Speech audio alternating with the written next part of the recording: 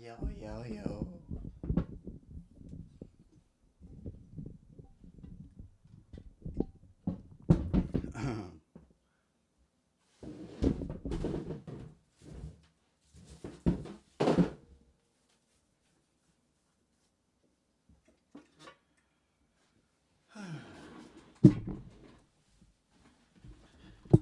What's that, gang? What's that, gang? No, Matthew.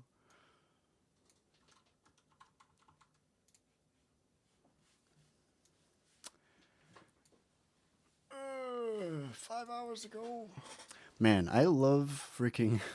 I'm such a fucking adult or like dork or whatever. I love checking the same websites every day to see if there are new updates to things.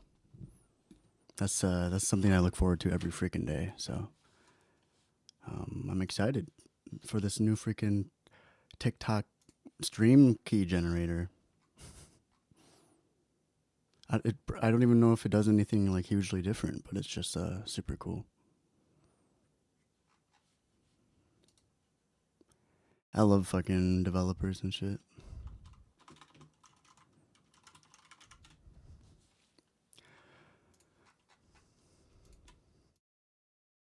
Yeah, so don't mind me.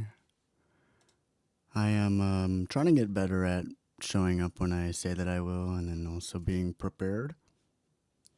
Today, I did show up relatively on time, though I'm not prepared. So bear with me here. There's a couple of things that I do want to do before we even. Actually, maybe not. Maybe I want to do like a little bit of music first, and then do the couple of things that I wanted to do before the music. But yeah, give me 1 second. In the meantime, I want to say that I hope you are all doing well. And that is not an April Fool's joke. Truly. Hope we are all doing okay today, which is day 59. Never ever give up forever. Never ever forever. Never. Never gave up ever.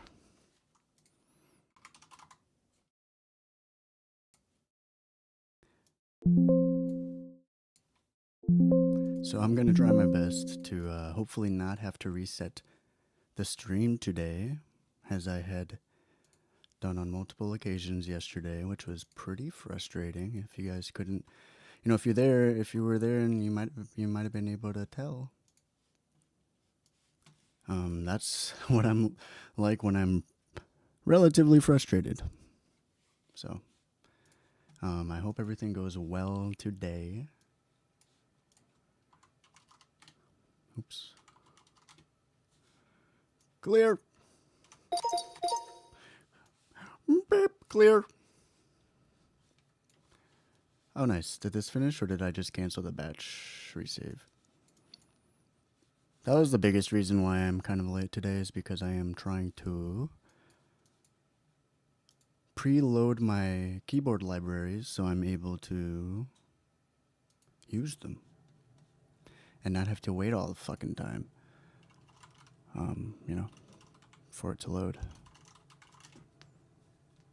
I hope y'all are able to see the screen pretty decently, wherever you are. I know it might be harder on TikTok than YouTube, so I do encourage y'all to come to YouTube, because I'm pretty sure you can. And then you'll be able to zoom in more. And not only just that, you'll be able to like fucking zoom in and then have it hold there without holding it yourself the whole time.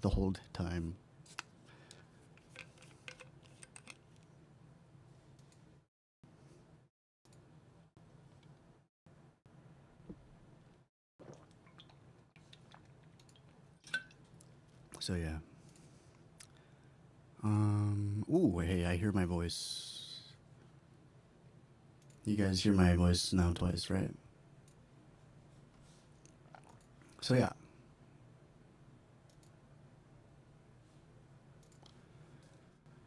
Yeah, while we are getting everything situated, I just want to let y'all know that this is day 59 of my musical streams, which up until maybe day 51 or so, it was, with a couple of exceptions, it was exclusively a trombone practice stream.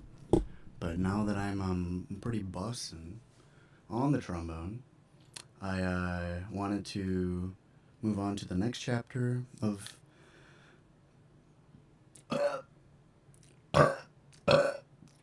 the natural timeline of things, which is me trying to integrate my trombone playing with my songwriting. And we will be more songwriting oriented for this little chapter. And, if you are aware or not, for what I do here is I tend to just freaking remain. I tend to remain. I try to access that part of me that fucking forgets that 2 hours is 10 minutes, if you know what I'm trying to say. So, do not expect much in the sense of, like, performative pacing, because I really am just trying to exist in my flow state and to share my process with y'all and to try to make it as immersive and interactive with y'all as I can without getting too distracted or sidetracked with the intended goal, which is to have a final product by the end of it. And in this chapter right now, we are on day 4. I unfortunately deleted my song from day 2, but I have a demo, so it exists, and then there's a 7-hour stream too, but I accidentally deleted most of the files, so, yeah, that happened yesterday. Which is fine. Everything that I'm doing since the beginning has been intended to be a first draft. And once I get done with the song list, I'll either take a short break, maybe a day break or so, maybe not, loop back around, and then I'll just try a little bit harder on each of the takes, and then I'll keep cycling that for... I'm still undecided. I want at least 6 songs, so we're on day 4 right now. We've got a little bit. What up, Damon? Welcome, bro. Yeah, so I'll be here for a minute. As what I was saying, Damon, I'm kind of... what do you call it? Like prefacing the chapter of this campaign that we are all in right now, which is the testing phase for... hopefully, for the next chapter, which would be my debut album recording process. I'm not even sure if I want to do a real trombone recital. I don't think we need it necessarily, but and I never promised it. So I'm if I do have a trombone recital of all the songs that I've been practicing to get better at trombone in an applied musical setting, I'll probably do it after the album when I'm a little bit better, because I still don't think I'm good enough. But I'm good enough for the album. I don't think I'm good enough for the recital, but I think I'm good enough for the album. So I hope that I'll be able to get even better in this time where we are writing my debut practice EP, my trial, before the big push. If you thought these first fucking 4 months or whatever was a big push, I challenge myself to push even harder when it comes time to what's really important to me, which is my album. So I'm hoping that I'm able to smooth out all the edges in my process here in this trial for songwriting purposes and then also production purposes. Off screen, off camera, when I'm not fucking doom scrolling, watching random Super Mario videos or fucking like conspiracy theory UFO. Philip K. Dick. Conspiracy, if you don't know shit. I'm doing a lot of production studying as well, like just kind of seeing what people think, more in particular about loudness. Just trying to figure out how to maximize my loudness without sabotaging the audio quality. So yeah, I did get hacked. Did they message you, bro? I should I should have warned you guys. Yeah, I got hacked. Did they message you recently, or was it like 3 days ago? What up, Piedre? Yeah, I should have made a notification. I got hella hacked, which was a big bummer for me. So I could be hacked anywhere else too. I just have no idea because they didn't email the fucking government a link to some fake Mr. Beast sweepstakes or some shit like that. The hack seemed harmless enough, so I didn't like really care too much. But it definitely revealed that some of my private info is probably more exposed than I'm aware of. But yeah, don't distract me. Right here, I'm trying to tell everybody what's going on, what I'm here for. So yeah, the last 3 days.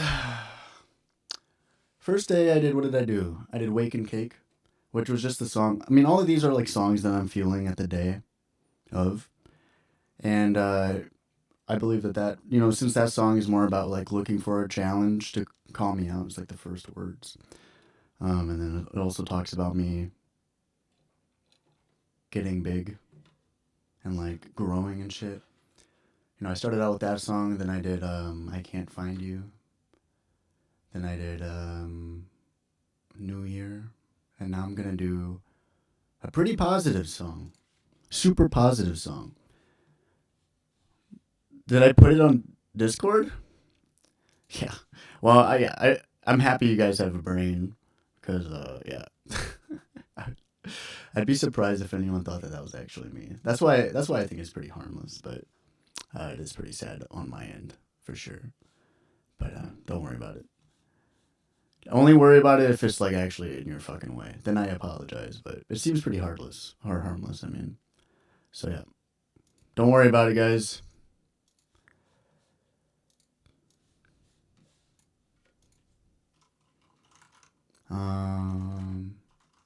So yeah, this song's gonna be pretty optimistic.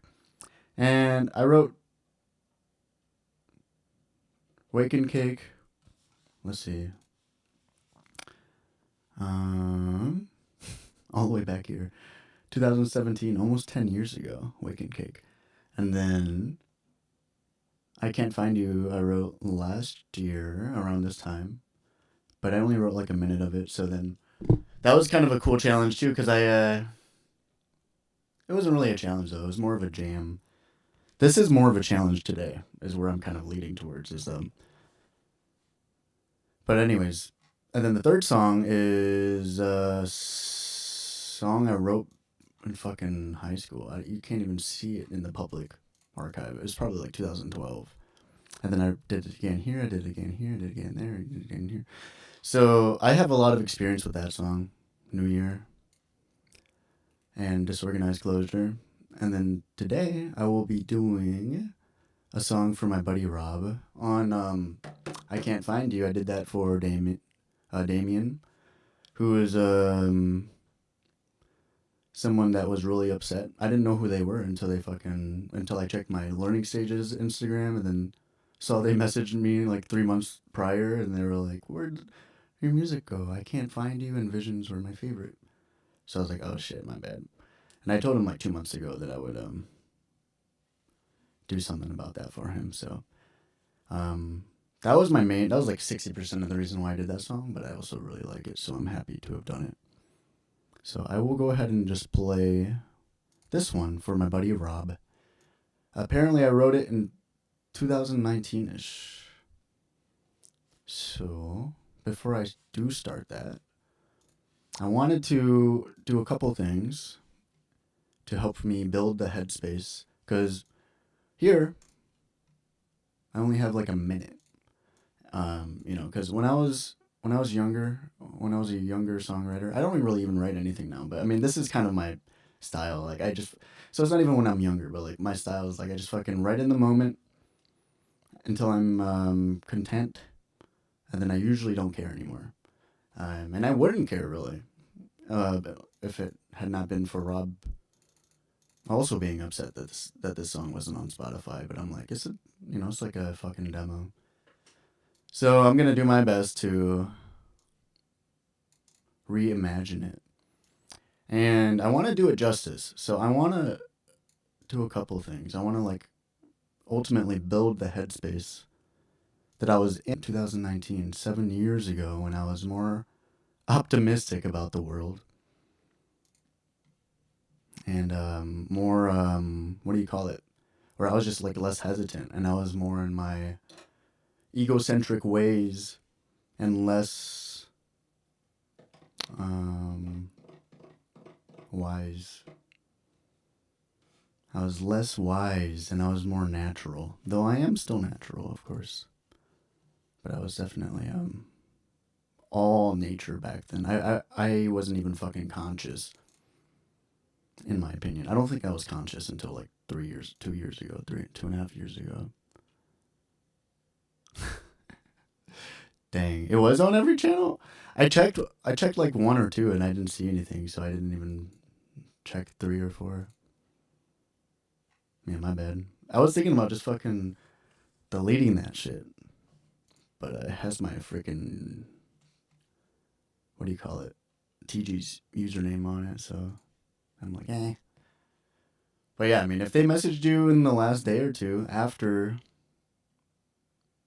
that first time, then that means they still have access to my account. But I haven't had any reason to believe that they still do, so I kind of dropped that as soon as I changed my shit. So yeah, we're gonna do Hello Mub. It's just like a quick little sketch of a finish line, right? And then maybe I'll try to blur it. Or I don't know. What does a finish line look like, guys? Is this it? Is this it? Does this look like a finish line?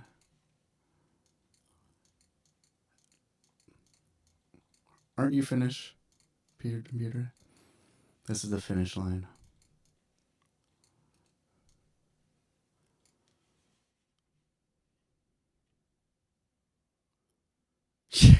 Sorry, Damon. Yeah, no, that's my fault. Trust me, dude. I was hella fucking red faced. I was so embarrassed when I woke up to see my account messaging people. But after a bit, I'm like, that's pretty harmless. I got kind of lucky in comparison. But I mean, I don't really know. At the same time, I don't want my fucking as long as my YouTube videos are safe and I'm not like telling people to do shit that sounds like something I would tell people to do, then I'm kind of chilling.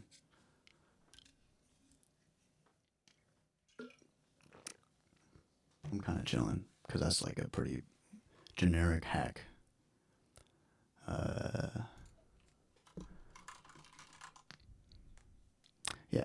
Yeah, you're probably confused for like 5 seconds, right?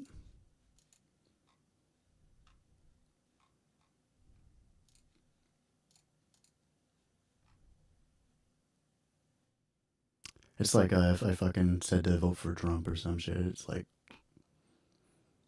come on. It's like, come on, man. Though I am the one that got hacked. I'm not trying to like fucking make you feel stupid for me getting hacked. I'm the one that got hacked. All right, so this is my finish line. It looked cooler in my head, but I don't really care that much to give it that much fucking attention. I just wanted to have something in the background that wasn't a Google picture. I just wanted to have a originally sourced material.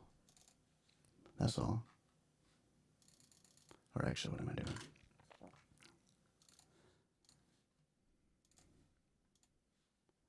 Damn, that's a big ass picture.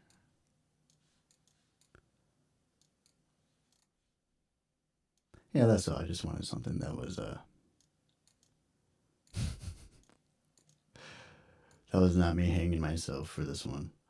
And originally sourced picture. Or I'm not really hanging myself, I'm just kinda hanging.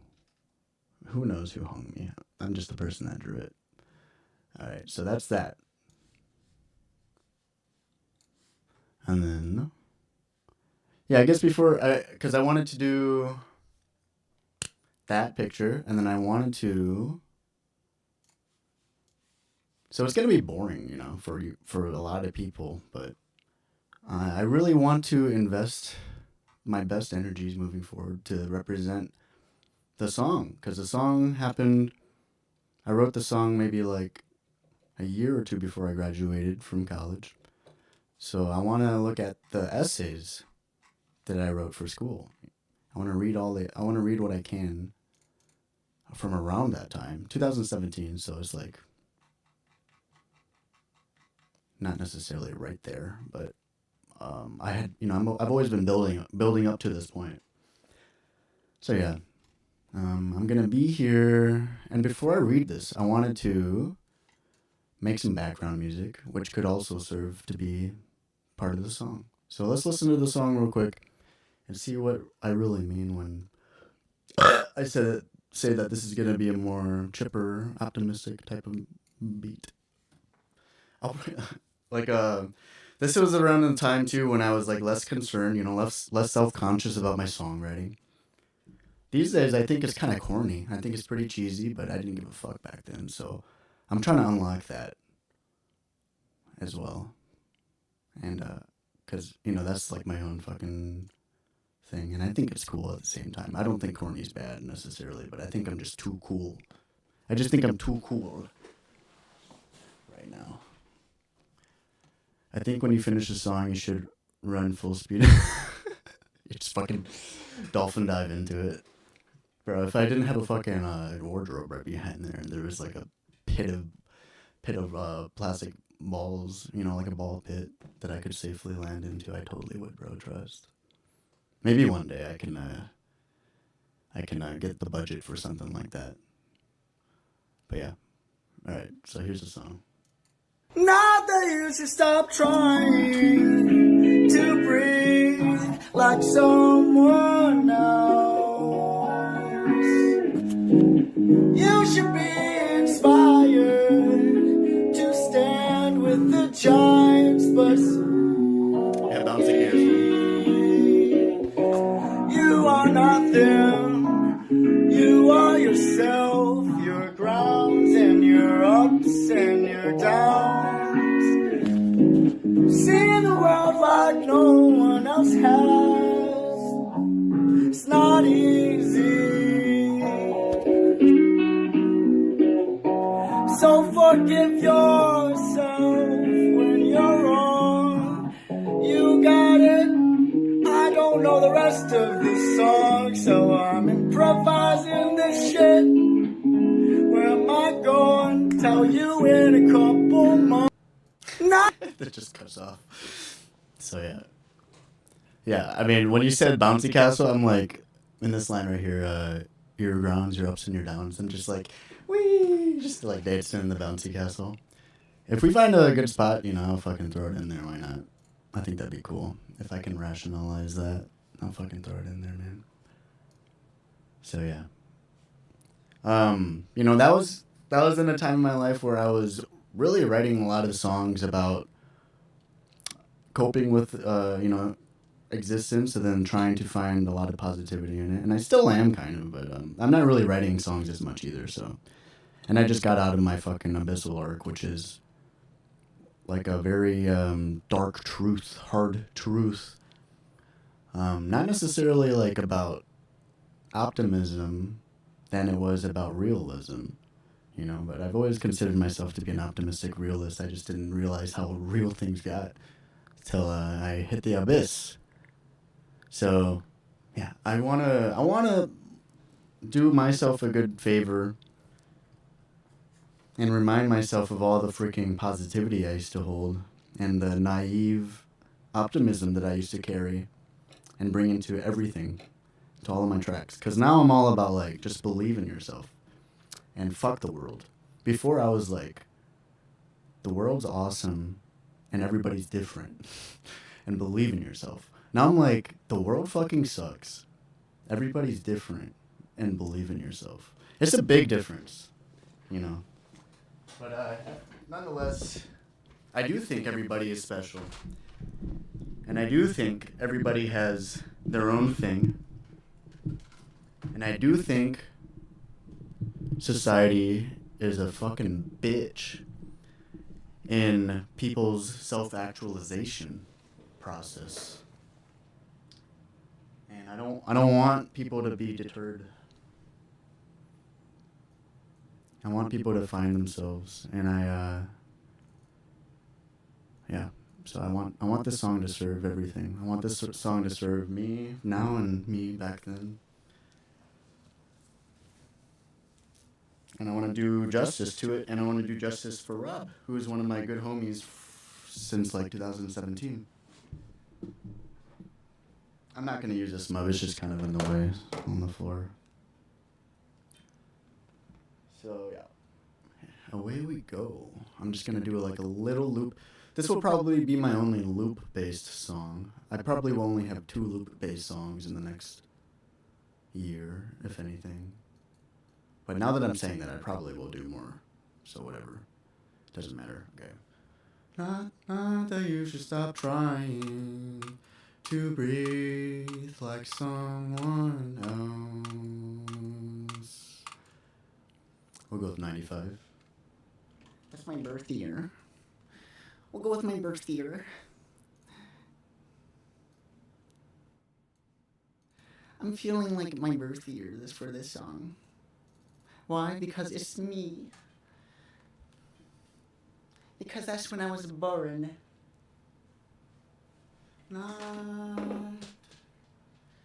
I was born here, so let's do that.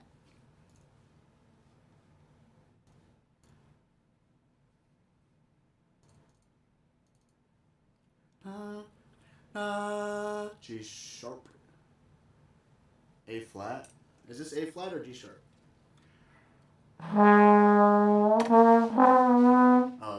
G sharp. So what is that? What's the scale of G sharp?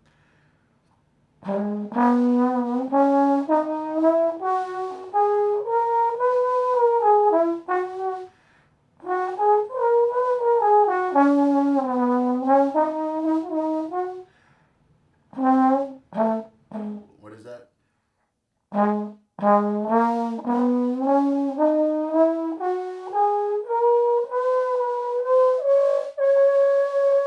That's so cool. I can hit C sharp so easily now. Dude, on day 0, I could not even hit this note so easily. I couldn't hit G. Now I can hit G, G sharp, A sharp, or whatever, or like yeah, then B, then B, then C, and then C sharp. I just gained freaking like 17 notes in the last 60 days. It's insane. Something I couldn't do in my like last 8 years of playing trombone. And now I just have it. It's awesome. Not to toot my own horn too much, but you know, that's what practicing gets you, I guess. Ability. Who would have thought? So, I don't know. We'll wing it like we do everything. Oh shit, this microphone's real close.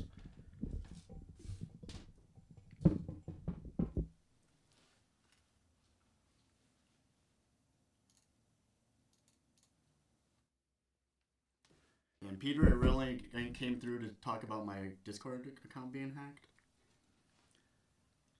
That's all. Like, okay, buddy.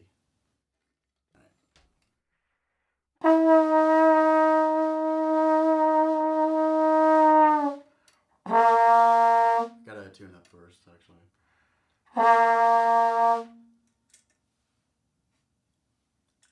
Okay, let's see.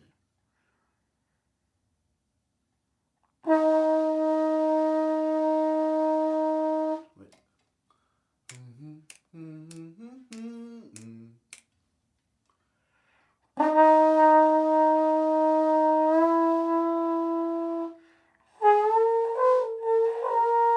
Okay, A sharp.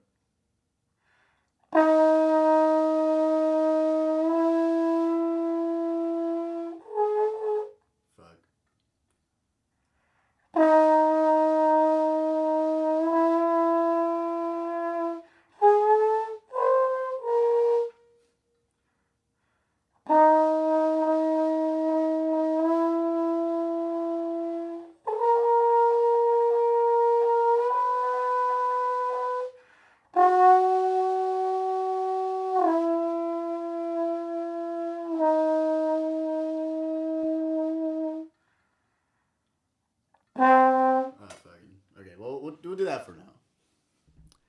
That's all I needed is like 4 or whatever they're called.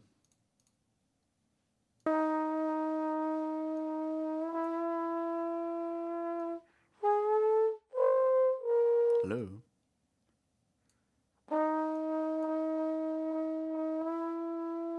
All right, peace out, brother. Thanks for stopping by.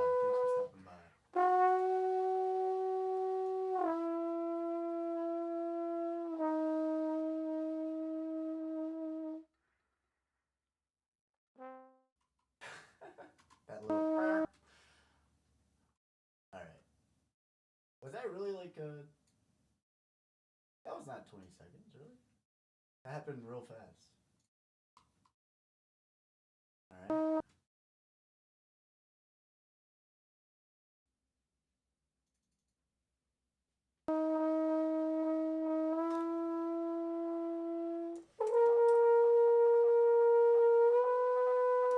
Can't even hear none.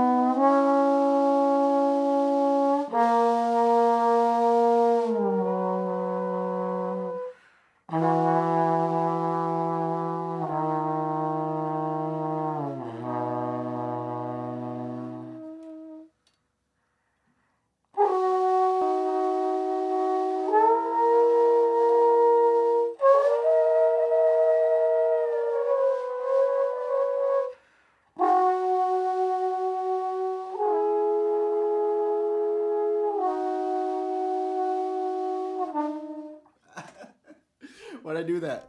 Why'd I do that note?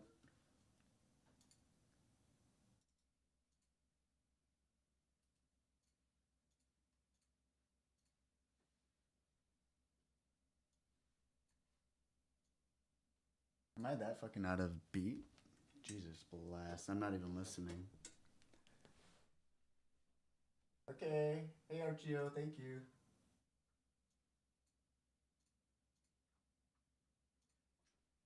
It's crazy because I don't need good luck, but if I have it, then it's even extra bussin'.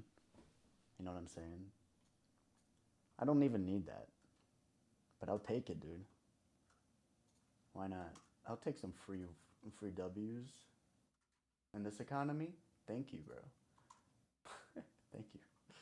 All right. I don't know why I went for that note. But whatever. Yeah, in this economy, I'll take all the luck I can get, bro. Thank you.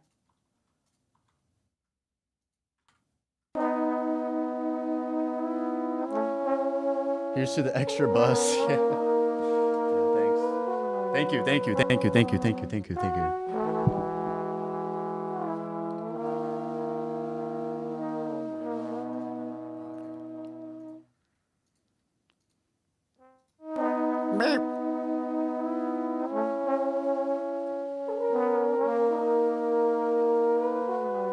I can't even hear myself.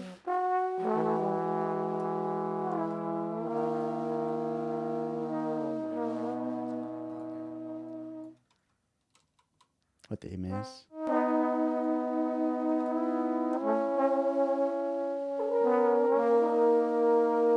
Actually,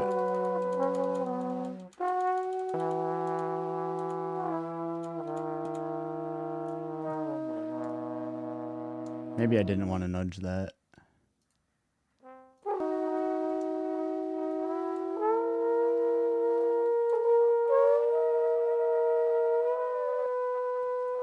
Damn, that's so high, bro. I've never played so high in my life.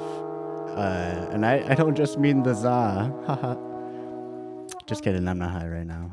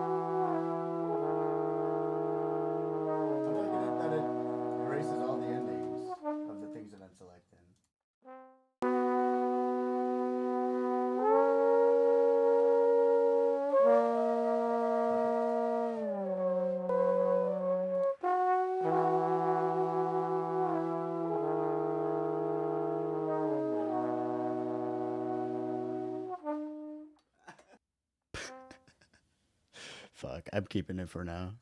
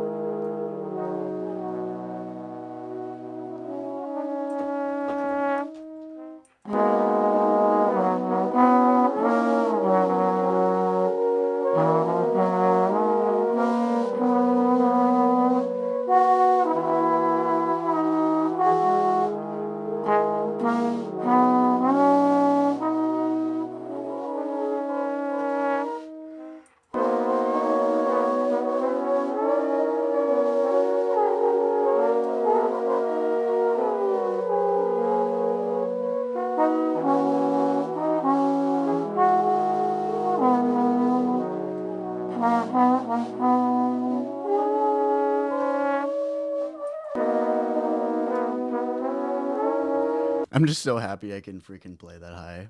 I'm just going for all of it now. I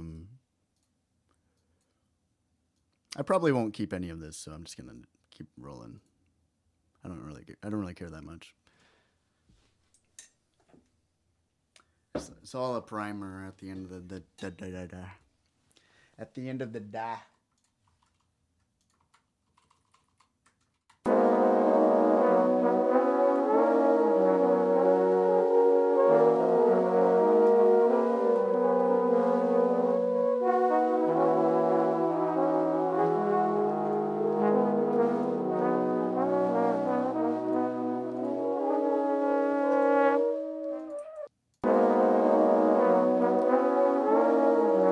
What?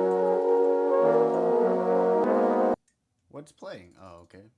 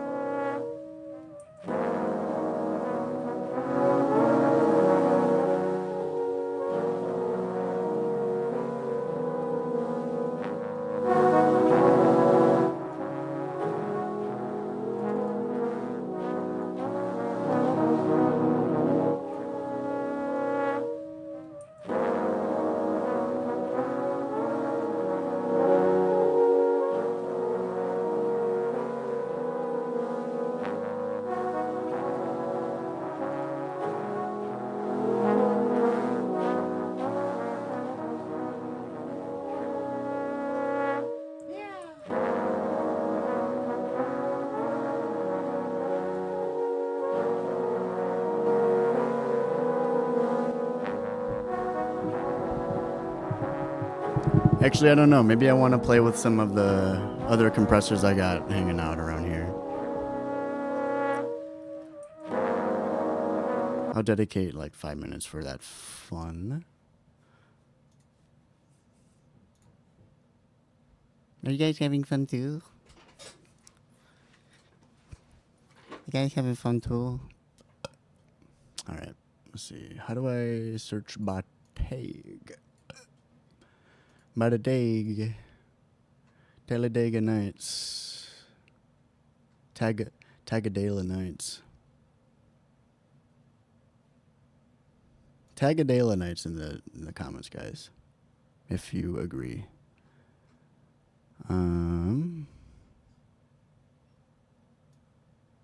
Compressor. How do I do that?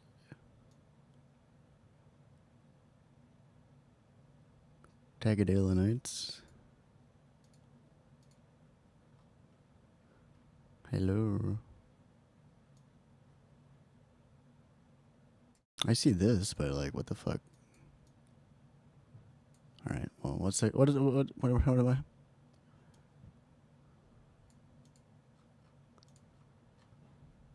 I got too much. I got too many freaking things in here. I'm a little intimidated now.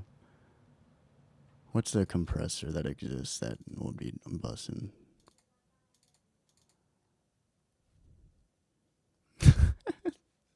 Dale and I, hey, love you, girl.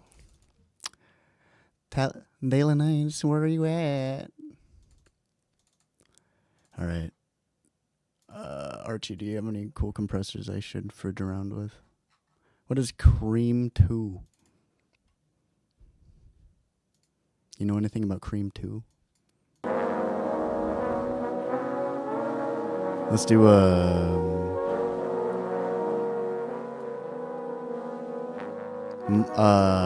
pretty moderately fast acting. What is schmod? Are you seeing this? I need a freaking manual. That's what I'm trying to do with on the side. I'm trying to do this with freaking codecs or whatever, like the AI coding agents, because I can't find anything that'll do it. But I can't vibe code for shit. I'm trying to freaking organize all of my VSTs, and I'm trying to have tags on them, and I'm trying to essentially create like a fucking Pokédex, bro. I'm trying to make a Pokédex for all my VSTs, so I don't have to think about it. I could just be like, Pokédex, what is Creamon 2000? And then it'll tell me everything that I need to know about it, and it'll have pictures, and it'll tell me about like the history of it, and which famous trainers used this in different contexts. I don't know. That would be a lot to ask, but I'm so thankful for AI if I finally fucking get it, because I don't think there's a fucking. I mean, I looked for a long time. There's no plugin manager that does that. So I don't have a lot of time, so I haven't been spending too much on it. But each attempt that I've done outside of the first one doesn't work for shit. The first one told me where everything was. Like what everything was, I mean, but it didn't tell me like what they did, which was I was like, eh. Hold it. Let's hold it. Let's hold it for just a little tiddly dad. What is schmod? I don't even know if I hear a difference. Oh, it's because where's my threshold? Makeup gain off. What is this? Oh. Do you hear a difference? What is this? I'm so intimidated right now. What the hell? DBX 160? Oh, Abbey Road mastering chain. Do I have whatever that is? DBX 160? What is this? Oh, this is Waves? Yeah, that makes sense. Waves is like the only place that has mono stereo, I feel. Oh, this is kind of stereo, isn't it? Yeah, you know, you got that elite ball knowledge, right? With the production shit. Happy to have you around. What is this? DBX. Decibels. Decibelix. Decibelixies.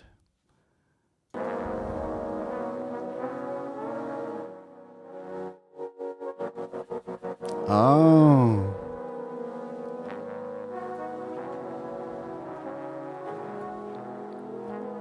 Oh, is this two? Oh, this is a stereo compressor. What the hell? It's got two different compressors for each ear? Dude, I'm not that advanced.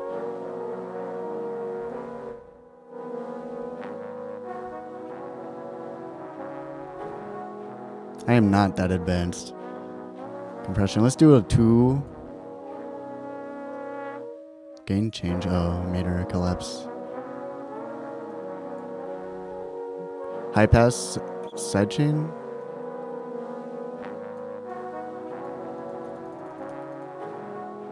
I don't know if I know what I'm doing right now.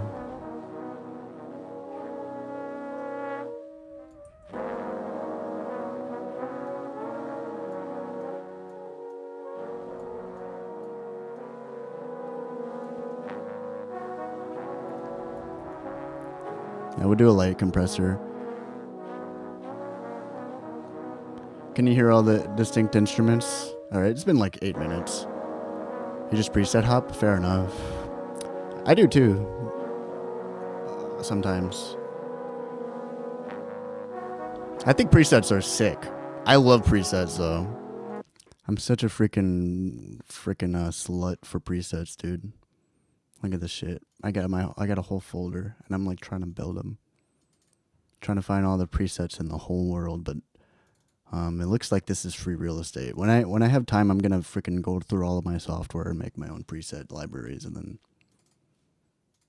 either sell them or offer them for a high five. I think they're so cool. It's like a plugin in itself. All right, so I'm having too much fun here. I'm losing time.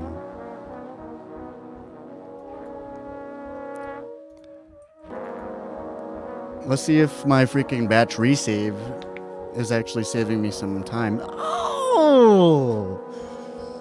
Well, look at that! Well, look at that! Oh, I don't know how to use this one. This one's weird. Oh, I'm on solo mode. So what is this? I think it's in D. No?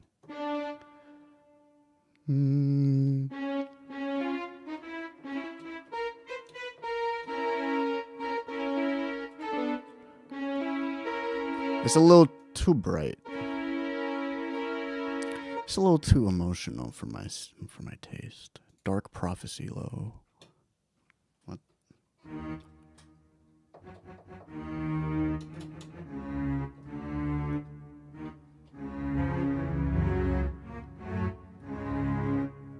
Eh? Oh. Or this was in G sharp, I guess. So I'll try that.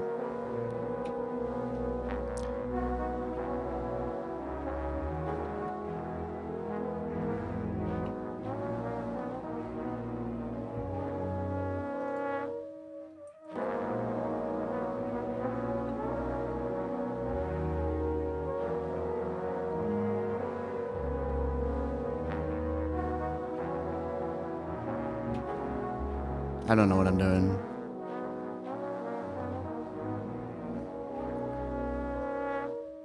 Shadow Hunters.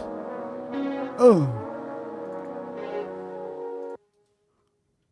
Why do they keep switching up on me? What is this? What are these? You're such a pre-slut. Nice one. I love that actually from you. Thank you. Thank you for that. You're pretty funny, aren't you? I'll give you that. You're pretty funny and relatable, I feel. I vaguely understand the adjustments you make. Yeah, for real.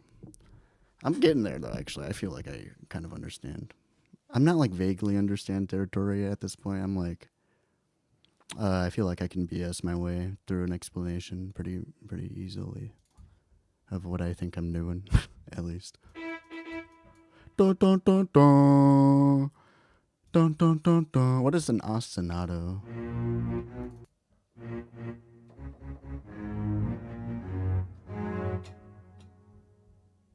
Or do I want to do freaking, what do they call that? Counterpoint? Counter melody?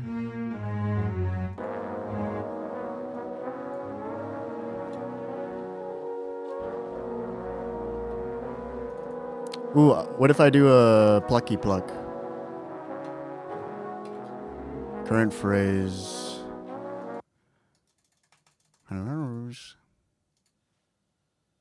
Oh, I got this pack today. What is this?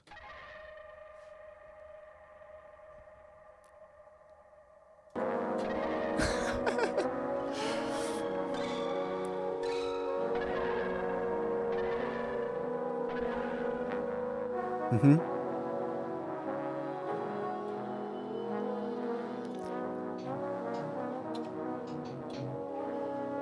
I'm so distractible. Hold on. I think this is important though. This might be super important. So important that it just might work.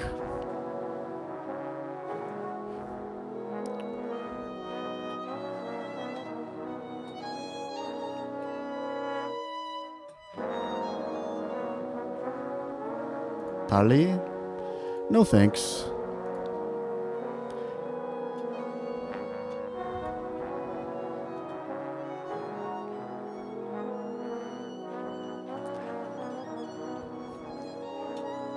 Yo, I didn't know I played violin.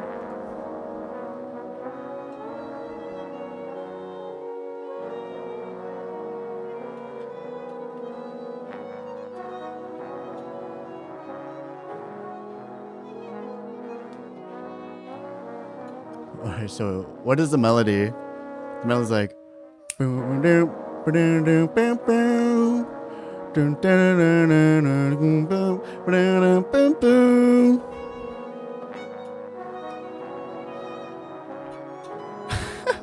This is awesome. Hey, Archio, do you know how to do you know how on guitars they have the stutter button? It's like a fucking kill switch where I can just cut off the noise and then I like let go of the button and the noise comes back. Do you know how to do that on VST? VST kill switch. How to Ableton. Placing a rack. Oh, so oh shit! Yeah, that's genius. Just turning the thing on and off. That's fucking genius.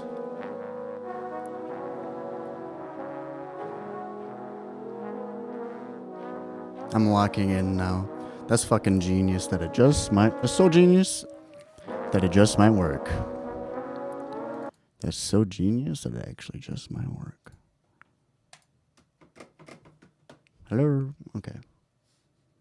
Let's see if it works. I'm so excited. Hello? Oh. It doesn't hold the note though. It just. Ow! The hell? I think I gotta do it over here. Over here.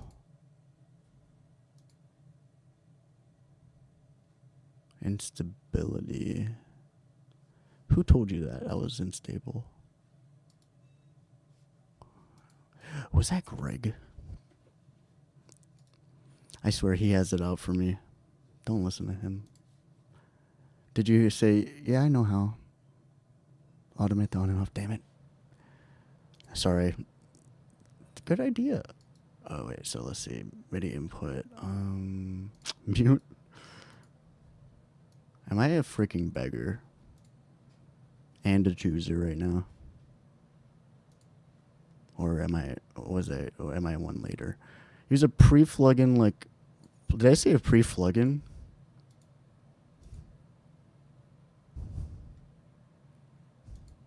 Mods, clip it. Did I say that? I'm gonna stop talking now.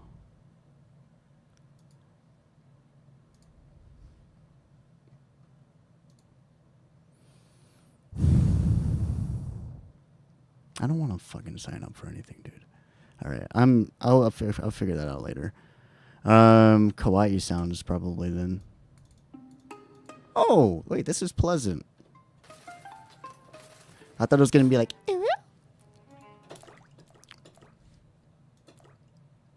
I thought they were gonna throw a little. Oh wait, no, I have it chained up to my violin. Oh, my back. All right, maybe I don't need to do this kawaii thing after all. I think the acid just hit me.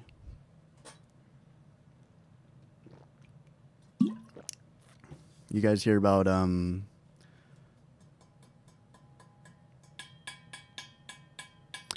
attention. Have you guys heard about Boris Effects acquiring Sony Vegas or Magic's Vegas and SoundForge? I'm so excited. You know Sony Vegas, or I mean Magic's Vegas, Archio. I think it's a good thing. Probably a good thing. I mean, the only thing that I would be concerned of is I don't even know how Magic's works, but if they like turn into a subscription-based thing, but I mean, usually that's not a problem for, you know, whatever. But yeah, they make a lot of cool, pretty CPU intensive plugins, and I think I just broke my mub. So they make a lot of CPU intensive plugins, so I end up not using them when I'm exploring them in DaVinci. But I imagine if they freaking have the whole software, you know, in their hands, I feel like they could optimize the workflow real goodly. So I don't know, and I just stopped making videos after. Whoa, I hear myself. Huh? I just stopped making videos after a certain point. When I like started doing video editing in 5th grade, I used Sony Vegas. And then when I got back into video editing, it was Magic's. And then at that time, Premiere was already a thing, so I was like, what the heck is Magic's? These effects suck. Even though they were like the same effects as Sony Vegas. Then I just didn't use it. And now I'm using DaVinci because DaVinci's, well, it's supposed to be cool, but I think I'm still Premiere Pro. Because I really haven't had any problems with it. DaVinci, sometimes I'm like rendering a video, and then it's usually when it's a longer video, and it just says estimated time remaining 50,000 minutes. And then it doesn't even move the progress bar. And I'm like, dude, what am I doing wrong? And then Premiere Pro is just like, all right, give me 10 minutes, Sergeant. And then that's all it takes. All right. Vegas is archaic. Oh, Sapphire effects from this stuff from back in the days. Yeah, I don't even remember. I only learned what whatever it's called, Boris Effects was in the last half year or so, and I've been exploring that, but I haven't really been making videos recently, so and I usually end up going pretty simple. I use the freaking NTSC dash, what is it called, RS GitHub plugin, which makes everything seem like it's analog, and there's a bunch of cool presets for that too, and it saves me so much time compared to like the analog, or I mean compared to the Boris Effects or Red Giant filter effect things. Okay, what am I doing? I'm lost. I actually still use it for videos? Nice. Yeah, I'm excited to go back to it.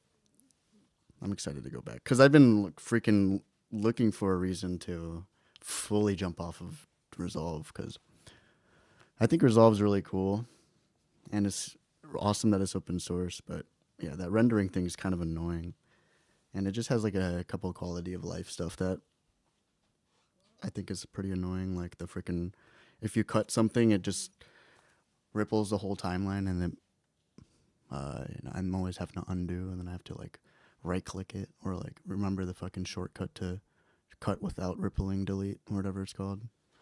It's like some petty ass shit. DaVinci's fucking awesome. I'll be real. It's way more advanced than I give it credit for. Like 20 times more advanced. With the fusion page and shit.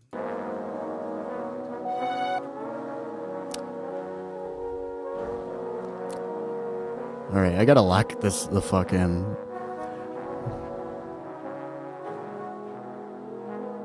What was it?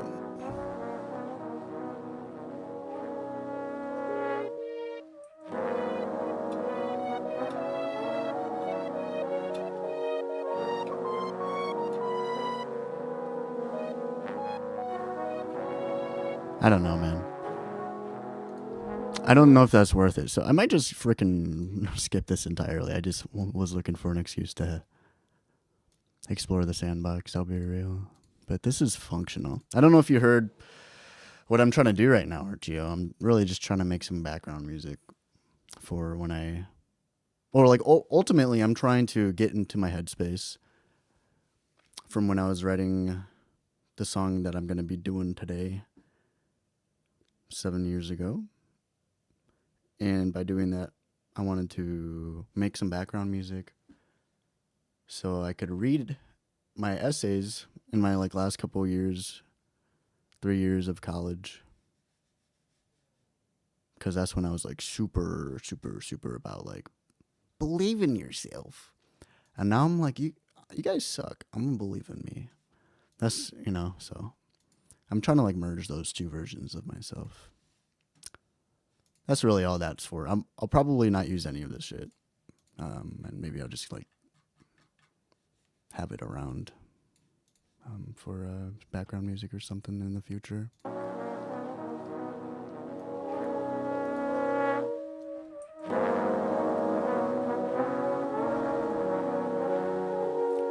Wait, what? Cream 2 comp? I could hear it. I was like, this isn't DBX. It's true. I could hear it.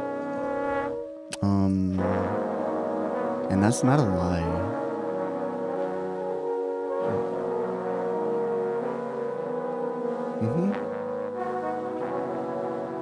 Master bus compression.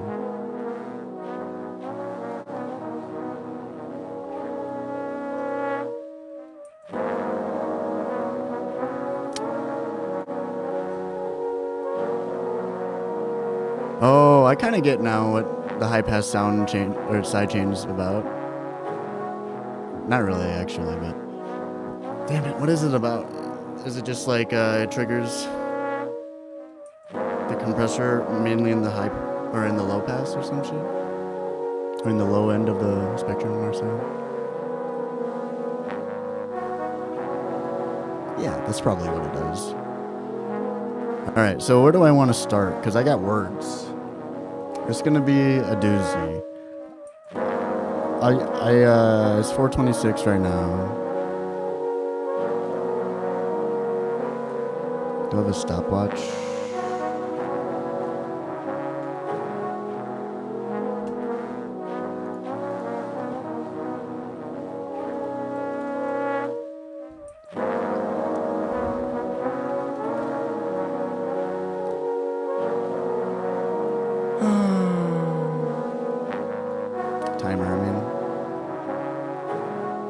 I'll give myself a good 15 minutes to really soak it all in. Cause I want to do a good job. I want to do a good job, and I want it to be long lasting, Cause I'm gonna have to write lyrics. I'm gonna have to write more to the song.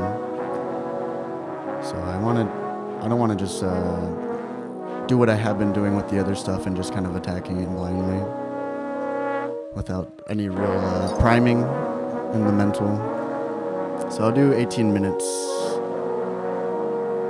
Actually, I'll do 17. 6, 7.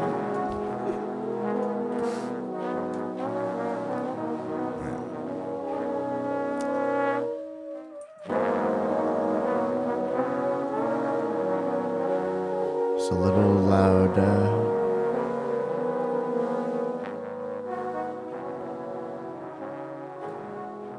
That compressor's working a little too good.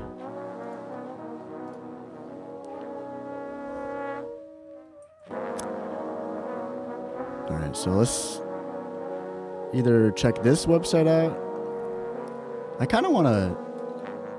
This is a little self-indulgent, but I guess I only have 16 minutes. So let's see what I can do. Don't look! Hey. What's my password? This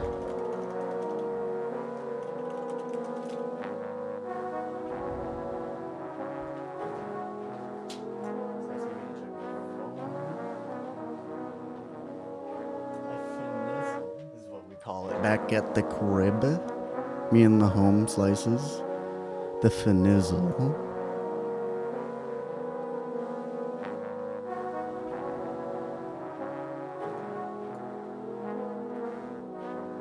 Give me a second here. I have my final essay, so I'll load that sucker up.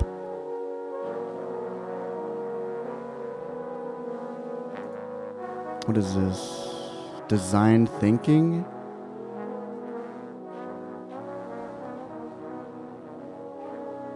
Okay, you guys can look at this with me.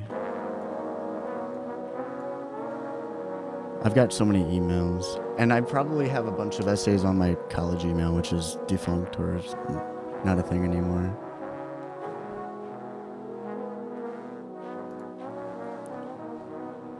Sociology. Pop culture. I'm just gonna come out and say it. I'm such a eloquent writer. Oh, this one seems dense. I think it's also in...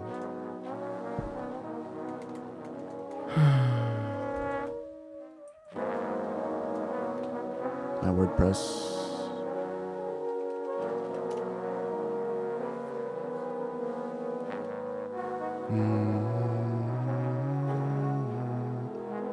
Yeah, that's the same one.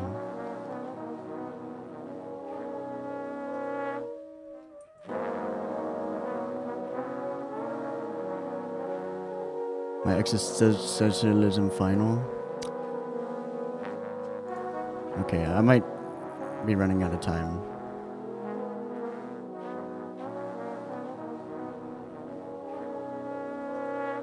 Pen spinning trick.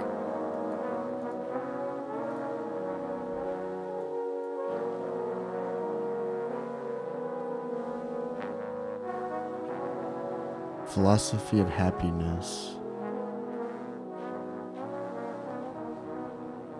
Pursuit for flow. Oh yeah, this one was a banger. That one was a banger for sure. Transformative process of art. A bunch of untitled documents. Alright, I think we're good enough. Yeah, so I'm gonna lock the hell in. 13 minutes. Okay. Actually, I don't want to do that. I don't want to do that anymore. I'll just finish reading all these in a certain order. This is probably like my first one. Gold medal.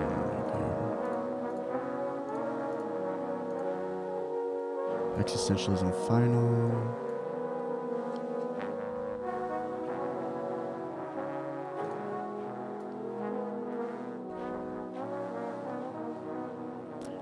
I think this might be the first one. Alright, I'm gonna bring it even lower so I can hear myself think. Alright, so everybody grab some poppy corn. Some mommy corn. And then, yeah. Let's get bussing. Let's start bussing, guys. Come on, man. I love that word. I don't know why. 2020. This one doesn't seem like it matters. Okay, so.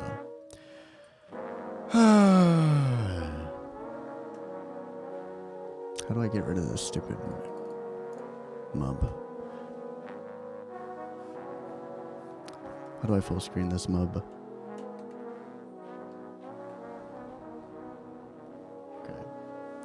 The Pursuit for Flow, Tyler noticing. So this was in my, I'm guessing my third year of psychology. As human beings, we are in a never-ending chase for self-satisfaction and enjoyment. So yeah, wait, when was this actually? I wanna give myself some context. How do I check details? By going here. 2018, and this song was 2019-ish, so 2017. Maybe I'll start here, and then this was 2018. This one was 2018. 2017. Final. This is my first essay for my existentialism class. This is my final one, which is probably around here. So, whatever. Yeah, we'll start here.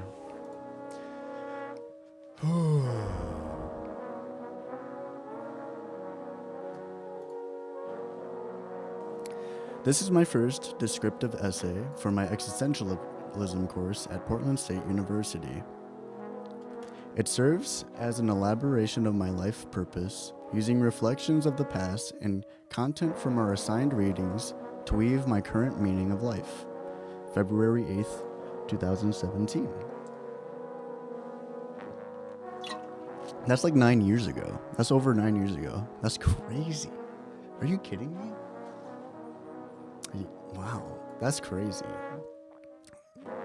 It's in my second year of psychology philosophy schooling. Because I started out as a film major, jazz studies minor. To put the matter succinctly yet concise, my life purpose is to overcome the barriers in my life in order to achieve the best personal experience in any of the interests of my own attention. At least, that is what it seems to be. Can you guys see this? I have been struggling to find my own stance on how I should choose to live throughout my entire life. Growing up in a home filled with conflicting spiritual and personal ideologies, much of which was catered to a traditional taste of cultured consistency, I found myself in dispute with the many of the conditions surrounding me. I grew up with baggage containing unanswered questions and behavioral quirks that have shaped me throughout my time. The primary sources of my comfort were playing music and hanging out with my best friends. That was the only time I could truly feel free in life. Coming from an extremely musical family tree, my dad was capital D, was the first to introduce me to music and the power it had to encourage positivity and solidarity it could have on human beings. Music is in my blood. I have been playing it since before I could read. But it wasn't until my high school years, 3 years after I had picked up the guitar, that I had truly found purpose in creating music and performing it to a crowd. Since then, I have been pairing my existential crises with my music as a way of therapy for myself. I was able to find flow in musical expression, and because of my opportunity to experience these tools that engage emotional acuteness, I have cultivated both my abstract and musical thinking immensely. Because of the personal impact music had on me and my upbringing, it is without a doubt that I will continue to create music in my life for myself and those who wish to listen with me. I'm gonna cry.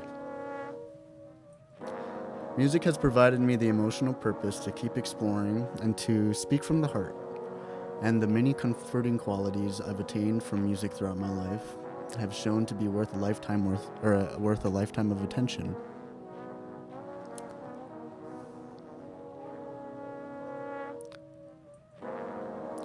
Though much of my life I have always been an inquisitive and thinking musician, it was not until my sophomore year in high school I had become interested in the study of the human mind, psychology. The class had provided me with a way to expand these concepts of cognitive biases, personality, drugs, serial killers, and the overall behaviors of our social world, all of which I had contemplated to much degree prior to my course. Psychology and music have been the two topics of interest that have fascinated my interest the most. The opportunity to understand myself and the society of humans surrounding me, the society of humans surrounding, gave me more hope of the future. Psychology has impact on my writings and my music, and the music I would make provided the comfort I needed in the present despite persevering through my hardships.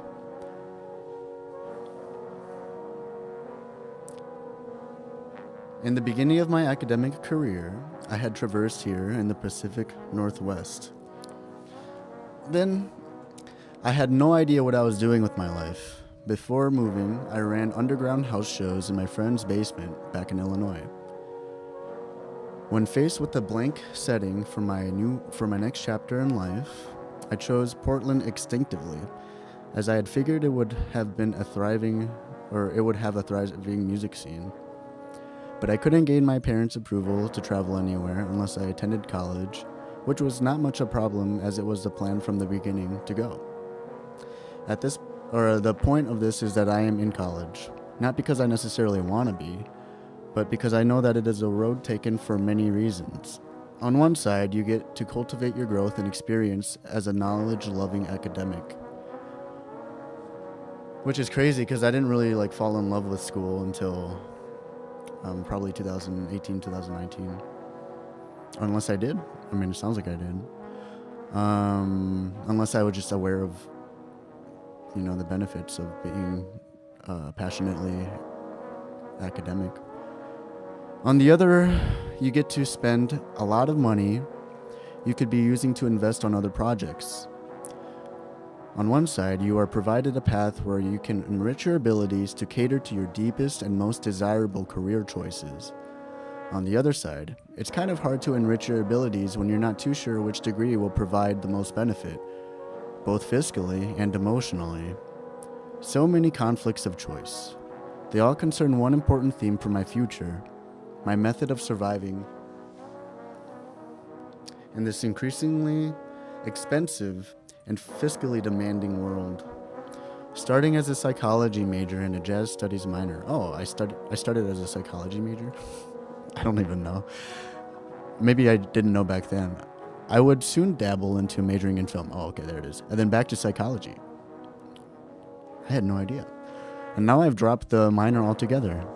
I chose to drop my music minor as I would rather go online and learn myself and to meet fellow musicians to gain more experience than to spend money on courses that demand extraneous effort on my end in order to gain a piece of paper that has very little to no promise in helping the chance of opportunity in my musical endeavors. You could say that my life purpose is an amalgam of strategies that aim to serve my future towards ideal survival in this crazy existence. This means I need to find ways to survive in the physical realm, as in afford the conditions of my shelter, as well as food and water, also including being able to have means to afford anything unnecessary to survival, such as books, musical equipment, whiskey, but crucial to my development as a learning and satisfied entity. It also means I need to come up with tactics to accommodate and balance my emotionality, and to help myself enjoy the time here in the present, as opposed to worrying about the past or fearing the future. My spirituality must be maintained through meditation and abstract thinking, all geared towards empowering myself as my own individual.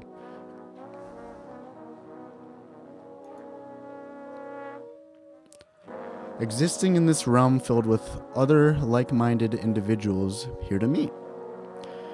My personal goals are to discover about the human psyche and ways to increase motivations in a person.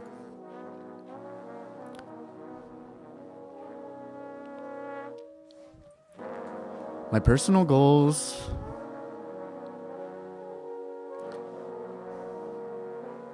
are to help people find happiness in their own lives through music and counseling, and then also with those I am fortunate enough to have in my life. My personal goals are to make music that contains growth and honesty from the source in which the muses provide me, with the intent that others listening will be able to find some gain, or will be able to find some gain something from the experience. My main purpose in life is to take all I can from the world in order to fine-tune my satisfaction in my own existence, so I will be better able to give back to the world as it has given me. This is what I was born here to do, and it is also what I want to do. This is why I am in this existentialism course, so I can explore the minds of the ones with similar and new thoughts than my own, and to find the lesson in each one has. It is also interesting learning of existentialists like it is with any other person. They have unique origin stories and hardships to deal with, yet they all touch on similar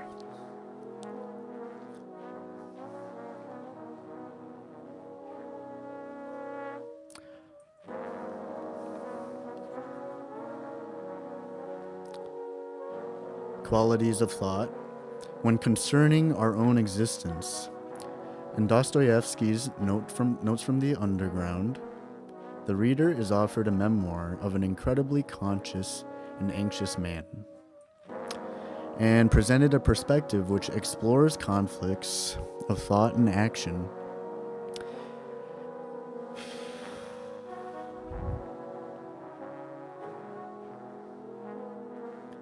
He makes claims of guilt and denies himself pleasure.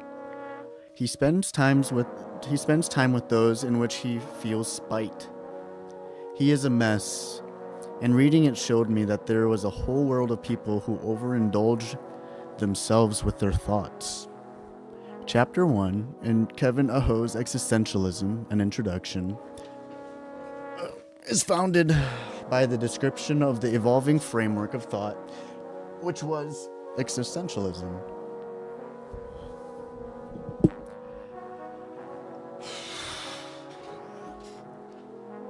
Reading that helped emphasize the truth of history and the rise of existentialist thought in the world, and that itself had truly resonated with me. Now I had a source where I could extend even further my insight in life, and it was through the works of other people. The readings from this existentialism course resonated with me to a high degree in my own introspective life.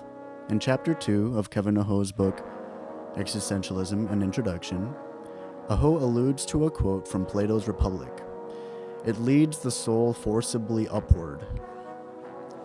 This claim portrays Plato's insight of what happens when a person begins to apply abstract and mathematical thinking, such as geometry, in their framework of perception. For example, Aho mentioned detaching oneself of the physical body and my historical situation, and employ the faculty of reason alone, I am able to encounter the essence of this particular object in terms of numbers that are timeless and universal. He extends this thought by distinguishing the simple observation of small circular thing to an enriched perspective with attention to the unchanging geometric principles which exist in said small circular thing. Personally, I was able to connect strongly with the sentiment of detaching oneself and their historical situation. Recently, my quest to find freedom from mental anguish has found light in the form of deep breathing and meditation. Though the teachings I've learned are not fully developed or absorbed in my conscience, I've realized much of my distress is a result of my nature to talk to myself uncompassionately.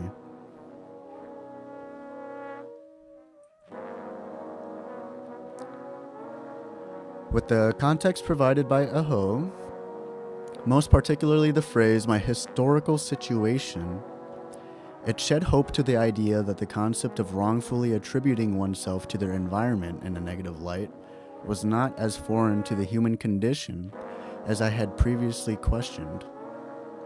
And that acknowledgement provided hope to finding an adequate framework of perception to encourage more peace and mindfulness to my daily lifestyle.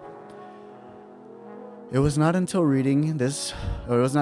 this reading in class that I considered developing my math skills and to have a direct effect on my abstract thinking process. So that is a lesson that I hope to indulge myself into more throughout my lifetime. Another concept from Aho's Chapter 2 distinguishes the human being to any other being on this planet due to our emotional nature, which segues into the thought that we are more than just a reasoning, rational animal, which is also a feature distinct to the human race. The more we fear and suffer in confronting our own situation and become more intensely aware of our situation, the more intensely we feel it, the more we suffer. In the beginning of this year, I realized I was more of an emotional creature than I had perceived myself to be. To be honest, I have been feeling very overwhelmed the past couple weeks by the perpetual state of existential crisis, many surrounding purpose and existence, which have served me since the dawn of my memory. Upon the reflection of my reflections, I realized not many of the concepts I touched could be applied with certainty. I enjoy the sentiment of an eternal, atemporal realm coexisting with our physical world. I enjoy the idea that much of our analog is commended by our muses. I enjoy the idea that our consciousness could prelude our brain and bodies, making the perception of a potential second life within reach. But more than anything, I am discomforted by the level of certainty any of us can truly have in much of our speculations. Growing up, I was a very angsty individual for varied reasons, and it was my self-identity at the time. The classic sassy mama who listened to melancholy music and found emotional solidarity on his free time. Last year, I had found comfort in focusing on my actions more and insight from removing myself more from my overindulgent nature of solving personal dilemma. One overarching quality I realized was that I did not have to attribute equal attention to every thought. And the core of the thoughts I found value in were tangible sentiments and concepts that catered to my interest on transforming my lifestyle to positive productivity. My concern and attention to the chance of God had diminished. I had placed more emphasis on myself than I did worry of past social interactions with fellow human beings. I had started my phase into finding more light and liberty in my life and mind. This is why Kierkegaard's proposal of an ancient Greek aphorism, "One must know oneself before knowing anything else," Aho 2014, page 43, strikes my emotionality the most in Aho's Chapter 2. In my own life, I would find dismay when focusing on the external world, which I had been placed to exist and observe. My greatest times in existence were when I was expressing myself through music and writing, and when I was with those who I could trust and was comforted by. Most, if not everything else, would give me anxiety to some extent. The indefinite sense of certainty of the best and most socially appropriate action I should make in a given environment is scary and harbors a lot of self-doubt.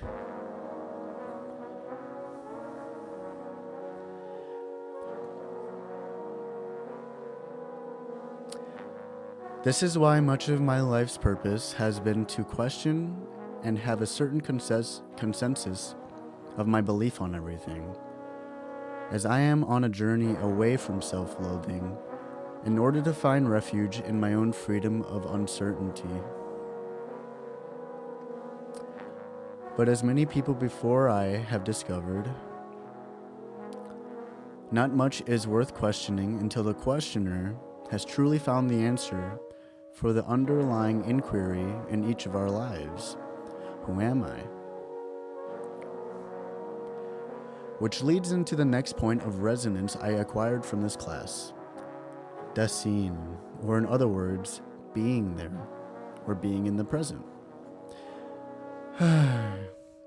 Dasein has a lot of implications in it, but Martin Heidegger makes the point to not fear death and to live an authentic life in his work Being and Time. Heidegger argues not to flee from death and the concept of it, but to keep moving towards it and acknowledge that death is inevitable. Marino, 2004, page 319. I think that moving with my plan and acknowledging that death can come at any moment should empower me more than intimidate me.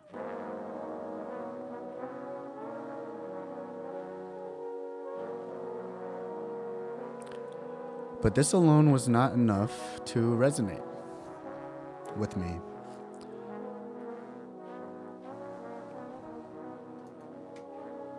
Heidegger also claims that an authentic life is one who approaches the equipment in their lives with care and concern. This is a reaffirmative concept that encourages me to find my tools and to utilize them gently so as to make the best of my options. And so I do not approach such equipment blindly or arrogantly. My life purpose has been stated: to overcome the barriers in my life in order to achieve the best personal experience and any of the interests of my own attention. Throughout my life, I know I will have many goals and ideas. I hope that I will take this trail for knowledge my whole life, so that I am better to achieve said goals and ideas most adequately. Because of certain texts that have resonated me in our class readings, I am closer than I've ever been to optimizing my mindset. Though even when I'm old and brittle, I'm not sure if I'll ever find true enlightenment.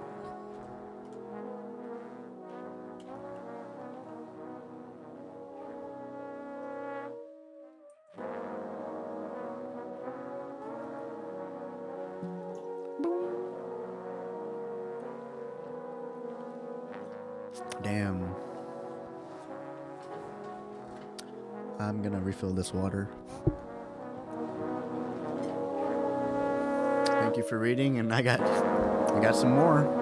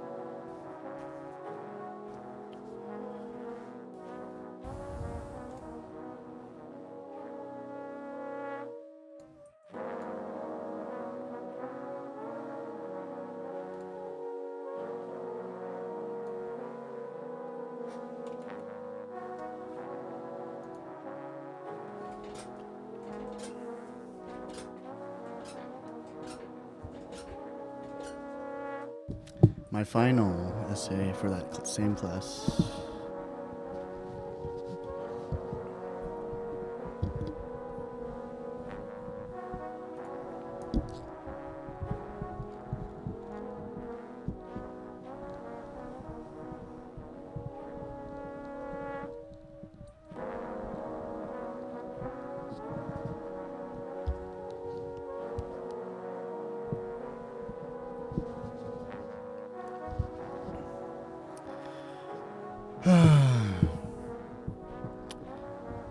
Yeah.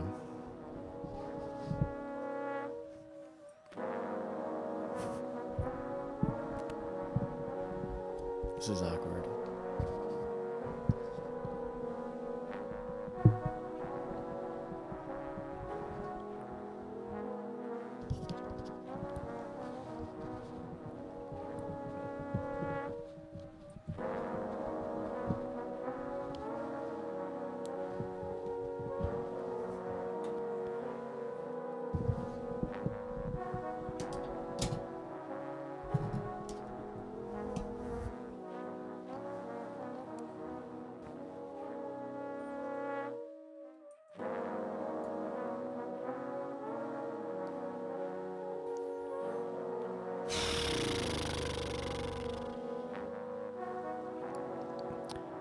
Life we know it. Life as we. Fuck. Hold on. Life as we know it now is great. We have freedom of opportunity, freedom of speech, freedom of resources in the form of the internet.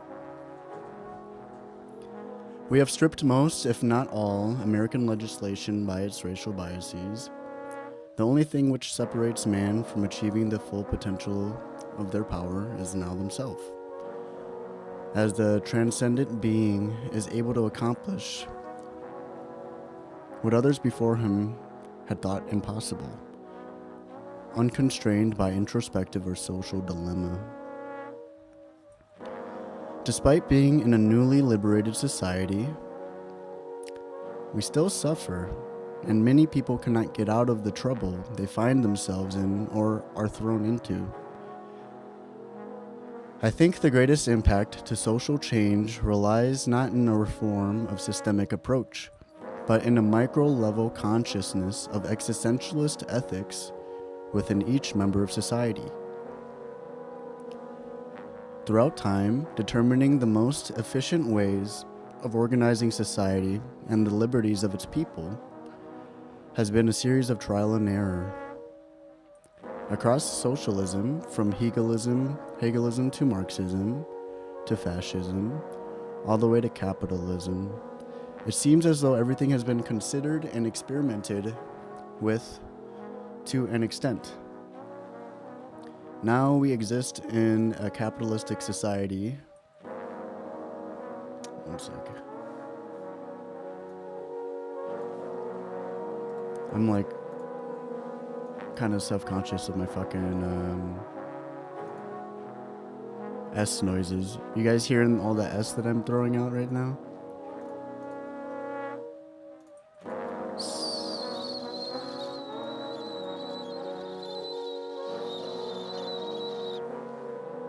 I can hear it, so I'm trying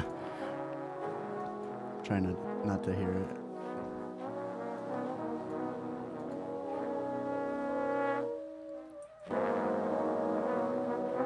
Now, we exist in a capitalistic society where competition is on the rise and survival is dependent on the production of material means.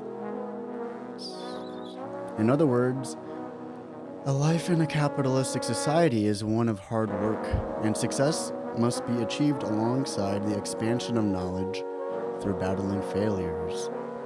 And in essence, capitalism is a materialistic interpretation of Darwin's survival of the fittest, which actually demanded the triumph of one life over another in order for evolution to occur. Growing up in a civil society founded on the principles of the competitive and individualistic free market, It is hard to imagine living in a society where its values empowered the government, providing them with more control of their people's money, such as socialism.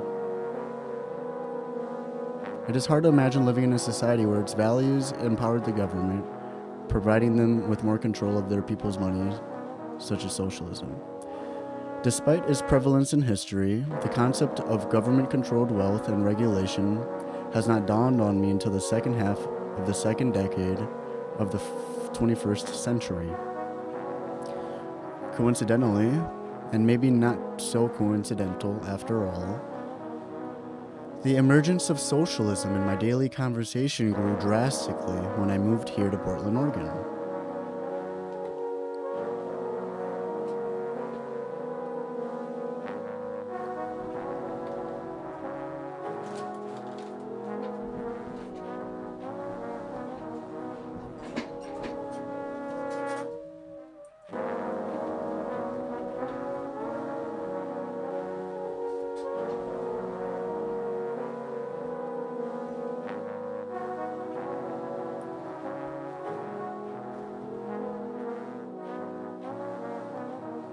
Just looking for my grip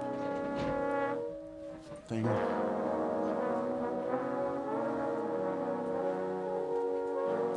Though very vague, I was able to attach the concept of socialism to the redistribution of wealth, as well as the others listed. Another fresh phrase included to my repertoire.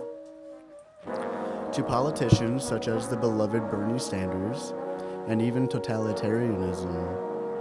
And by all of this, I was very confused. In my given facticity, I hear cries from both left and right, liberals and conservatives, that regard appropriate and proper management of the means of production in a society. It was not until I read Sartre's account in Existentialism and Marxism that I was able to better connect those dots I have been accumulating throughout my chapter out here in Portland. Out of all the systems of which I'm aware of, I argue that capitalism is the best system for societies to practice. Marxism, a political theory crafted by Karl Marx, is an attempt to balance the worlds of order and chaos by spreading awareness to man of the duality's very existence. The goal of Marxism is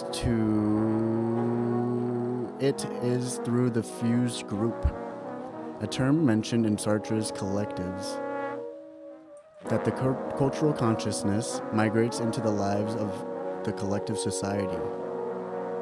It is with high hope that the purposes of said fused group, in the case of Marxism, with universalizing and totalizing schemata, Sartre, will remain the dominant knowledge expressed in a given society. I think this was Sartre's biggest discrepancy with Marxism, though Sartre shared the belief of acknowledging the objective world order alongside our subjective accounts, chaos. He had felt the practice of Marxism over time had negative yields of effect.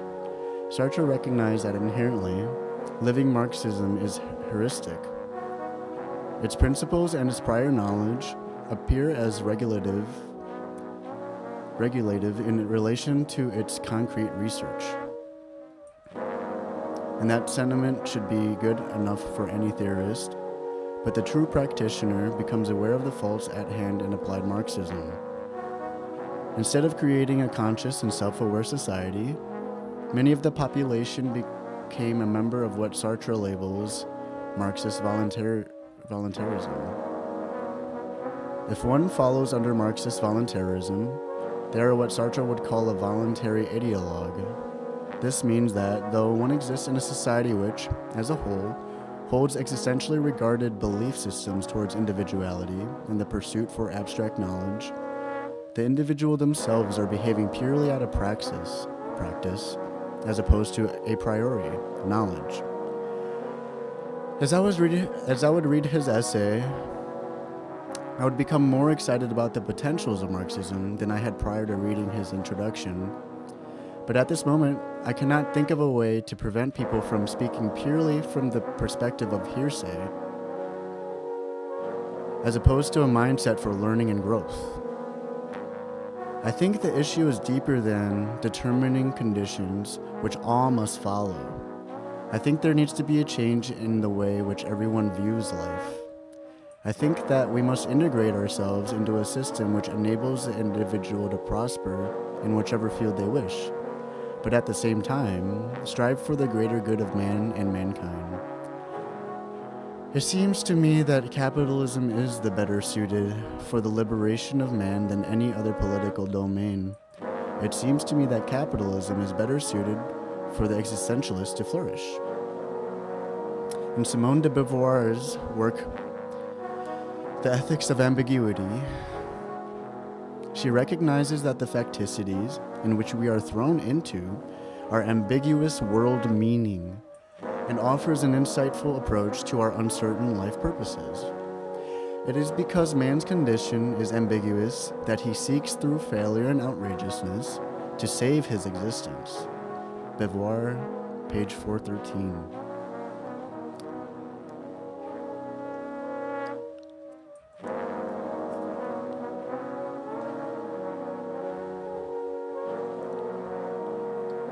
But it is the hard, this is what each person in today's world should be acknowledging in their own triumphs. But it is a hard concept for most to accept.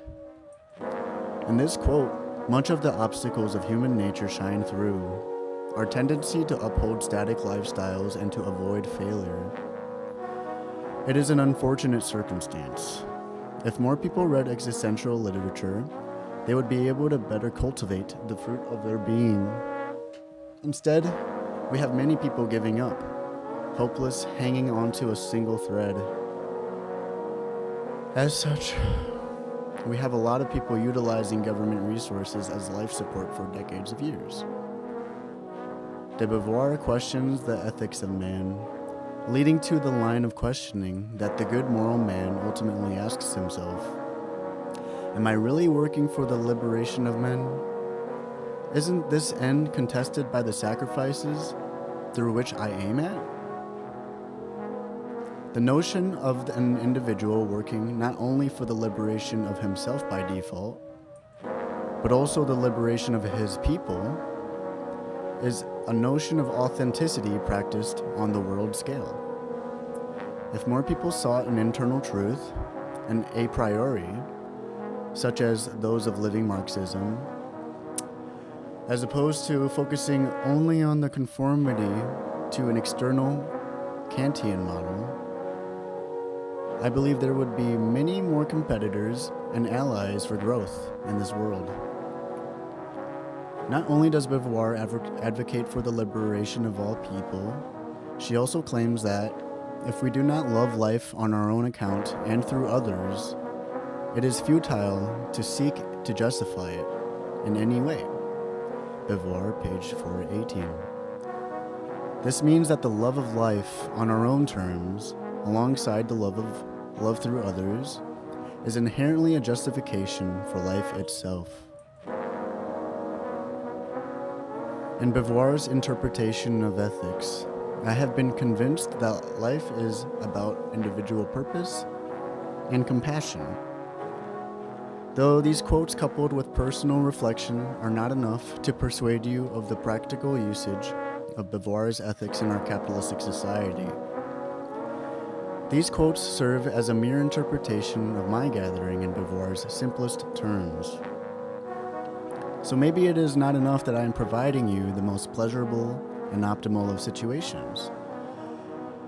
Surely there are pluralisms that lurk under the floors of capitalism and my attraction towards Beauvoirian ethics, which is why existentialism is not only important to myself, someone who is fresh to the world of its contents. Existentialism is also important to those with counter-arguments or perspectives which question my own understanding. As a whole, Existentialism is about liberating the authenticity of human from the constraints of society. There are many perspectives which concern religion. Others claim that no such God exists. There are existentialist arguments from both sides, and almost everyone can formulate an opinion on an account if given the appropriate amount of time for comprehension. Existentialists philosophize their own lives and beliefs through personal or fictional narratives, deliberated in order to achieve an overall emotional sentiment in the reader. Reading existentialism is a powerful action, as it is not a set code or recipe of actions to practice. It is the exploration of the cultivated and nurtured inner truths of some of the world's most important thinkers. It is the most ideal way to study the existentialist account, a truly subjective look into one's own existence. It is the compelling qualities of subjectivity and connection that engage reader to writer, and serves as a medium of expression uncommon to objective and formal literature. You could say that reading existentialism provides emotional strength, especially when reading a work of a thinker who you regard high sympathy and respect. There is a psychological link between readers of fiction and empathy. Jordan Peterson, Keith Oatley, and Raymond A. Marr studied readers of fiction in an academic article from 2009. They found that those who read fiction have better abilities of empathy and theory of mind.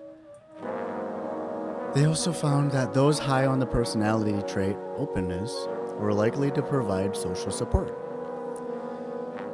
This also creates an interesting connection to another study by Jordan Peterson. In a study from 2010, Peterson also discovers that conservatives are associated positively with the conscientious personality trait and negatively with openness, intellect, Peterson 2010. Conservatism, at its core, is power to the individual. In contrast, its counter-perspective, liberalism, is power to the government. Based on her account for the ideal ethical code of individuals in society, I believe Beauvoir to fall more into the conservative side of the spectrum. Regardless of your personality or your party, there will be an existentialist who has iterated and explored the territories of your own beliefs to a high extent. And the account is definitely worth the consideration for the sake of critical thinking and learning. The reason why existentialism is so crucial in our capitalistic society is that we, as humans, have the capacity of growth. We are able to cultivate our perspectives with the perspectives of like-minded existentialists, so that we are able to be challenged by differing arguments from opposing viewpoints. With the focus on applying and exploring the world of existentialism in our own lives, people are better able to shape, grow, and even completely change their inner and subjective truths in what seems like a matter of days. It is because of our capitalistic society that we are free to do what we want to do.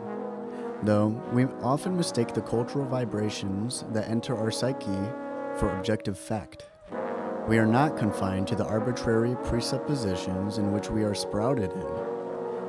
That is why we must inform ourselves of the struggles others go through in maintaining an authentic lifestyle, so we can explore what it means to be a self, so we can explore what it means to be ourselves. Imagine a society where people not only had the hows of their practices, but also the whys. Imagine a society where you could have an intellectual conversation with existentially and academically founded people. The movement towards this type of thinking in a society implies an increase of explorers towards inner growth, and such, higher counts of failures, and therefore, higher counts of successes people encounter in the world. And everybody is still free. What an existentialist and capitalistic world we could live in. What is this capitalistic propaganda, bro? But I hear what I'm saying. That's an interesting thought. I've never thought about it before. Way over my head, even today. That's way over my head. Because, it's a good point. But at the same time, I don't know. That's if I were a fucking, like, dictator, I guess. And I would force everyone to become emotionally self-aware and, like, competent. And try to, like, encourage self-agency towards the cultivation of, self-actualization among your peers in society. If I were a dictator, I would focus on that. But yeah, I like UBI or whatever. I like freedom and not being a wage slave, so I didn't address that at all. But I had a lot more trust and faith in our systems back then than I obviously do now. So that was almost 10 years ago. And this one is from 2018, like 8 years ago. The Pursuit for Flow, 12 pages. Strap in. Psychology 345. As human beings, we are in a never-ending chase for self-satisfaction and enjoyment. This infinite drive towards hedonistic bliss ignited with the dawn of nascent human, each facticity emerging in unique and idiosyncratic forms all over the planet. And because, facticity, I'll go ahead and say that this is like, this word means, because I didn't know what it was until I studied existentialism or whatever, or like fucking nascent. Facticity are the details and idiosyncratic traits of our given situation. So like the facticity of my life right now is like, or I guess you could say it's like a matter of fact of just like your place in the world at the moment, including the chronological and the cultural zeitgeist. So the facticity is just like your place in the world in context of time and culture, in other words. I hope that helps anyone who may have been confused. And while we're here, nascent is like fresh, is like born, pretty sure. It's like very young, but I can double check that.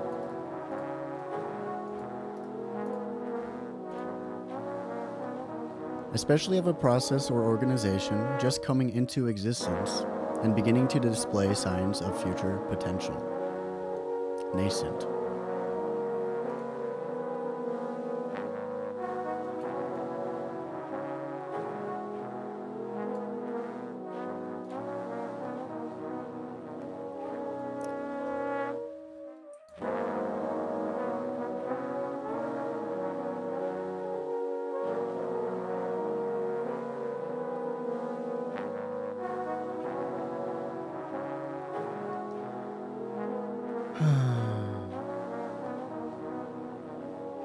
The problem of finding life's purpose and the pursuit for meaningful gain comes in many forms, and its spectrum of opportunities seem to be ever growing. With the rise of technological innovations such as computers, social media, and even drugs, people feel productive in a variety of ways. In modern times, general life satisfaction has improved. Every individual forms a unique lifestyle guided by their personal interests. Despite the abundant realm of possibility for craft development, many often find themselves in an unfavorable position. They adjust and adapt their mental being in psychologically unfit spaces to earn their right for life. Sacrificing one's internal values through external means in promise of goods is a precursor to cognitive dissonance, a big obstacle for positive well-being. Too many people live in worst-case scenarios and have hit rock bottom, losing their hope for intrapersonal growth for the sake of fiscal reward and basic survival. In contrast, there are people who exist in satisfactory presence, who have managed to align their internal and external worlds. These people come from nothing, but by enduring soul-crushing hardships and intrinsic motivation towards enlightenment, the power by which humans understand the universe and improve their own condition. They had found their way to a rather comfortable lifestyle.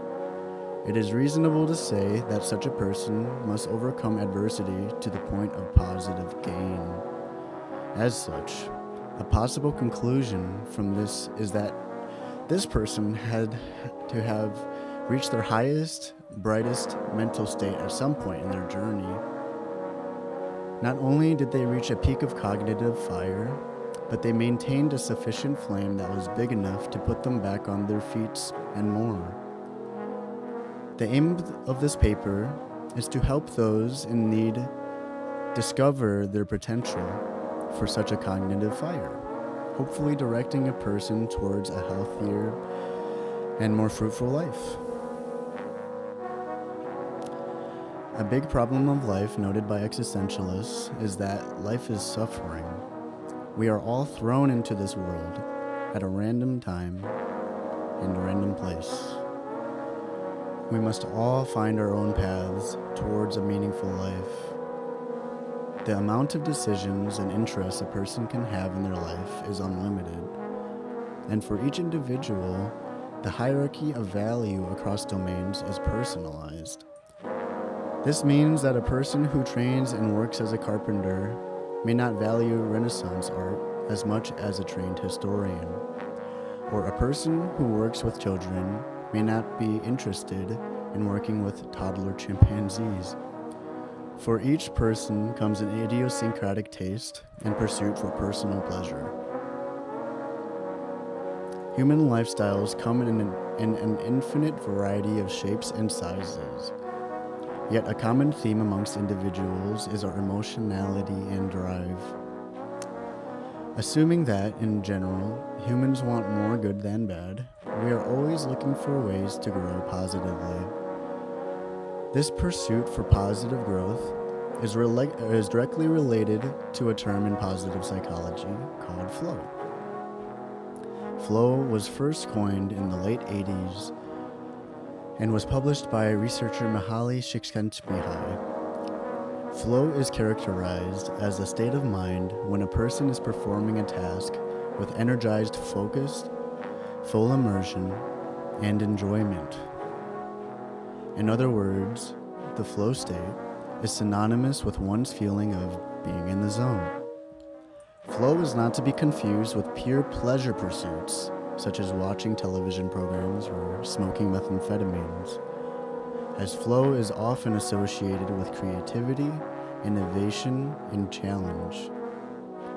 Conditions for flow require direction, a clear set of goals and progress, immediate feedback to help the person adjust their performance to maintain flow state, and that one has a good balance between the perceived challenges of the task at hand and their own perceived skills.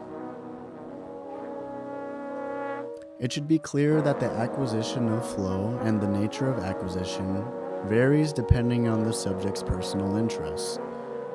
So the fruits of creativity and innovation are different across individuals.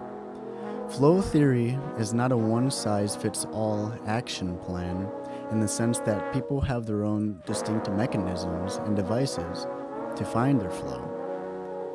Though in most cases, the macro theory argues that the condition for flow do not emerge naturally and need to be deliberately facilitated by the subject of interest. This paper is designed to show readers the benefits of flow, and that these benefits can only be obtained through voluntary lifestyle intervention. Though the path of flow is different for each individual, it should be known that flow is welcome to all ages and skill levels, and is found to improve declarative well-being, our life work and satisfaction, and that flow represents optimal function in the neurophysiology of our brain itself. In the case of the relationship between flow and our neurophysiology, researchers suggest there is a correlation between the brain and high states of creativity. Siwan Liu and affiliates, 2012, explored the cognitive realm of freestyle rappers in an fMRI study during high states of creative verbal improvisation. By gathering 12 professional male freestyle artists and providing them pre-selected lyrics a week before experimentation, Liu was able to create a control variable to measure in her quest for indications of flow upon the experiment with improvisation. By comparing the two measures, formerly known as the conventional versus improvised conditions, they found that the improvised performance was characterized by significant increases in activity of the medial prefrontal cortex and decreases in the dorsolateral prefrontal cortex. This suggests a correlation between the brain and high states of creative verbal improvisation.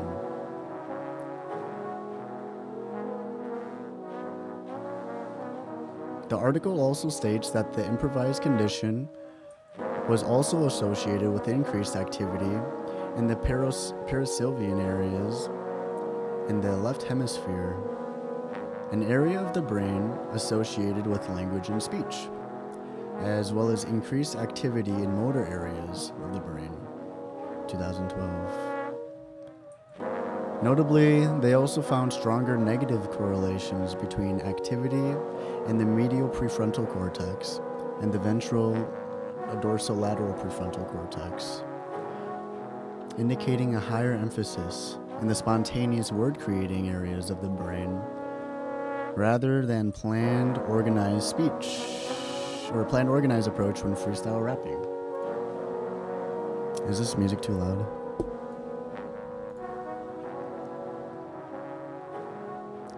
This article capitalizes the capacities of the human mind in peak performances and shows that inducing the mind state of flow through freestyle lyricism has a significant impact in the neurophysiology of the performer.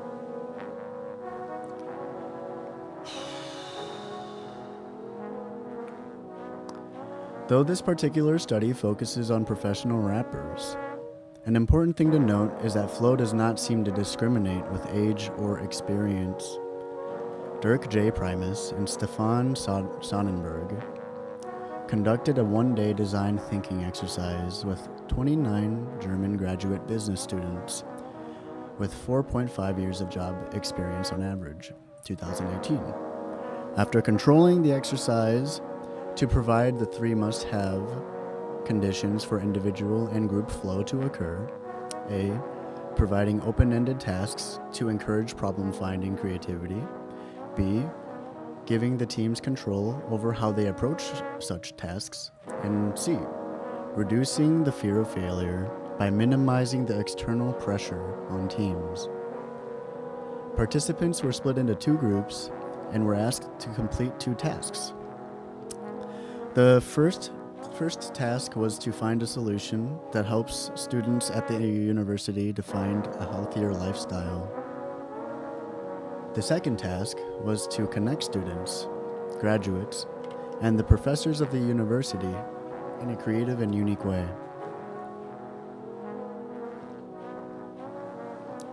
Then participants were given a survey which questioned their perceived level of flow and also the team level of flow.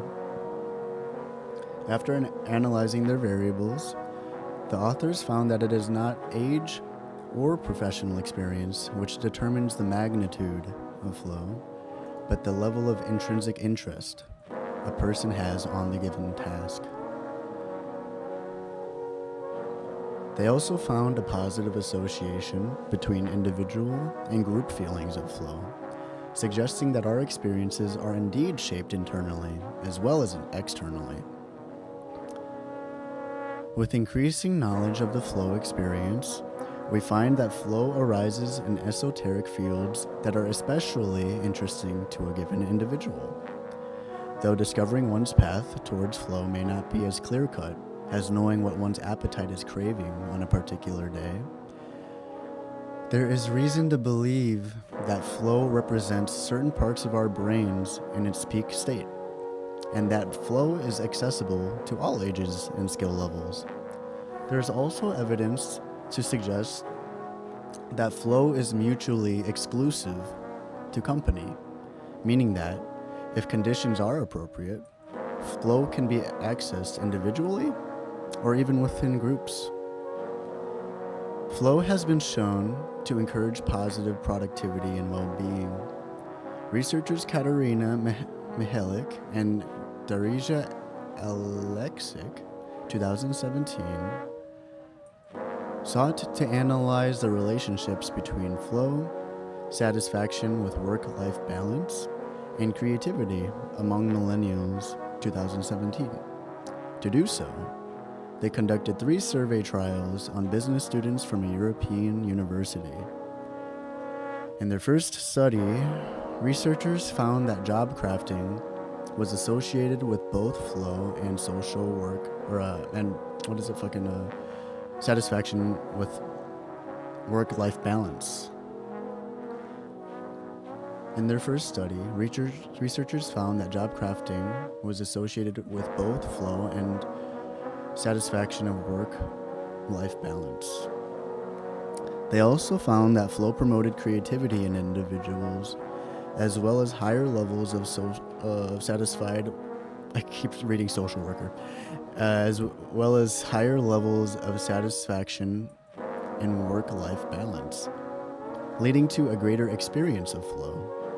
Lastly, they found that satisfaction of work-life balance was not significantly related with creativity as they had anticipated. In order to gain a higher resolution idea of the relationship between satisfaction of work-life balance and creativity, Mihalik and Alexic, 2017, conducted a second survey, which concerned 13 behaviors characteristic to the individual and their perceived senses of satisfaction of work-life balance, flow, and creativity. They found that the findings supported the mediation model in which satisfaction of work-life balance increased students' creativity through the experience of flow. Highly satisfied students were more likely to experience a high level of flow and were thus more creative. To strengthen their findings from Study 2, the researchers conducted one more study. This time, they used a different method to test the results gathered from Study 2.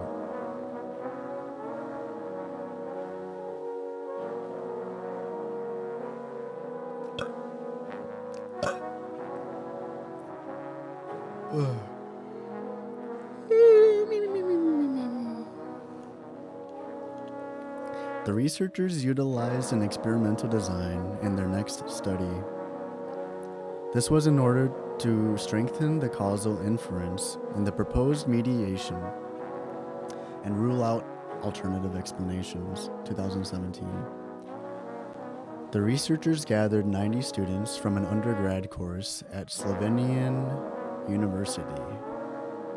This study was set with concise and rigorous conditions. What time is it? 5:41, we're chilling. This study was set with concise and rigorous conditions. Students were given a 5-item survey similar to the first 2 studies. Students were then divided into groups depending on their answers: satisfactory work-life balance condition or unsatisfactory. The students were assigned to groups of 4 to design a presentation on interesting or difficult topics. In the end, They found sufficient information to suggest that satisfaction of work-life balance elevated the experience of flow, and that flow was indeed positively related with creativity. Remus Illies et al. Also studied flow experiences at work, hypothesizing that such experiences lead to declarative well-being outcomes through their influence on the satisfaction of basic psychological needs for competence and autonomy. A 2-week experience sample study of full-time employees offered support for their hypotheses. Taking into consideration 3 factors: temporality, the day-to-day variation in employee well-being over time, the detailed account of how employee well-being changes and evolves over time, and how it relates to a person and situation factors, as well as the immediate assessment of well-being derived from the work experience itself, as opposed to post hoc evaluations of experience.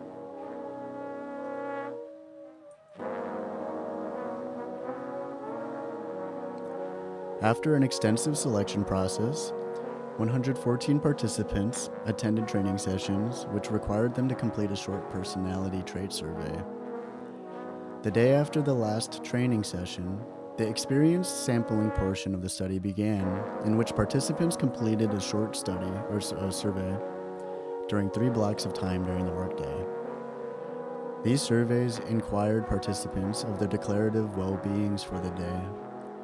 The results of the studies found that a type of experiential well-being, flow, was positively related to measures of declarative well-being, positive affect and job satisfaction. This means that workers induced in flow had a positive measure of declarative well-being.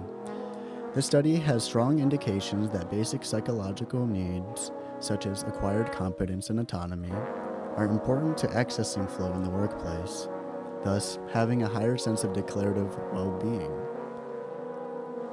Flow is hypothesized to be a solution for obtaining positive declarative well-being.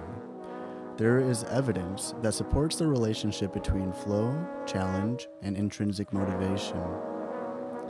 Liang Meng et al. 2016 examined the role of challenge within a controlled, competitive environment. Their goal was to uncover the relationship between challenge and intrinsic motivation by gathering 18 healthy, right-handed students of Zhejiang University, aged 19 to 24, to play a stopwatch game independently for 10 rounds. The students were deemed to have adequate practice before a minimum of 30 set trial to 21 against Ming's Confederate opponent. The article states, for half of the participants, the first round was set to be a close game. If a certain round was set to be a close game, scores of the 2 players would rise alternately. 2016. Soon, the score gap widened, and the subject won the round with an enormous advantage of 6 to 10 points. The results were deemed valid and intrinsic motivation controlled, as subjects were told they would receive their 40 yen participation reward regardless if they had won or not. This way, participants were engaged in the game itself rather than participating to win the money. The students had 3 electrodes on each of their frontal and temporal sites. Meng et al. Found the mean score of the optimally challenging matches when participants had a narrow win, and he found the mean score of the lack of challenge condition when the participants experienced a blowout. The researchers found a higher frequency average in the optimally challenging matches, suggesting a relationship between optimal challenge and intrinsic motivation. Intrinsic motivation seems to be the heart of living a meaningful life and accessing our flow states. to challenge ourselves in a field which we deem fun and exciting opens doors for creativity, innovation, and intrapersonal growth within oneself. A common tenet to modern living is doing things we do not enjoy, such as working a fast food job or studying a boring field for the sake of external rewards that provide survivalistic benefit. Though this tenet of sacrificing our inner desires for survival may seem beneficial in the short term, it is important that one recognizes that extrinsic motivation hardly ever satisfies the brain inside the person. It is only through intervention, the pursuits for flow, or intrinsically rewarding pursuits, that humans claim positively deep psychological and life satisfaction. It is apparent that the optimistic reader of this article must adopt and acknowledge the capacities of their own agencies and autonomy. Much of the progress defined by flow is only achieved through voluntary intervention of already established lifestyle decisions. When one is able to recognize the detrimental behaviors they have instilled in their own lifestyle, such as smoking, physical damage to the lungs, unsafe sex, increased exposure to harmful diseases, or any other self-destructive act, they are then able to change their ways into a more wholesome direction. In psychology, this tendency to be concerned about one's inherent growth tendencies and innate psychological needs is called the self-determination theory. This theory focuses on the degree to which an individual's behavior is self-motivated and self-determined. I would argue that those who are high in self-determination are high in intrinsic motivation, and therefore more likely to induce flow in engaging activities, and will in turn be more creative and satisfied with most aspects of life than those who focus on extrinsic motivators. As mentioned above, acquisition of flow comes in a variety of forms. If obtained, those who experience flow report to have higher life satisfaction and higher feelings of productivity. It is not only important for the individual to find a way of life which works to their wholesome benefit, but it is also important for those around the individual that such a person finds a career or hobby which is ultimately rewarding to them. Such promotion of intrinsic motivation and action pursuits manifests in the individual's externalizations. And when a person is in flow, they project a positive energy which may influence the energies of those around them. With the theory of flow still in its youth, there is much room for possibilities in the world of positive psychology. Despite flaws and limitations, such as studies primarily selecting participants able to afford the heavy cost of education bills, the literature of flow has so far provided light to an otherwise dim realm of mental awareness. The aim of this paper is to encourage readers to seek and to explore the world of opportunity and occupations which satisfy their inner desires. To find a pursuit worthy of constant effort, care, concern, and challenges is difficult for everybody. Despite physically survivalistic demands, like needing shelter and food, and action plans which satisfy those survivalistic demands, humans are still in psychological debt unless they find a mode of being which accounts for the conditions of flow. Thus, readers must ask themselves a series of simple questions. Are you engaged with life? Are you self-determined? How can you access the flow state in your own life? If you don't know, now may be a good time to intervene in your own lifestyle and see where flow hits. That is purely academic. Definitely written for other academics. than the layman.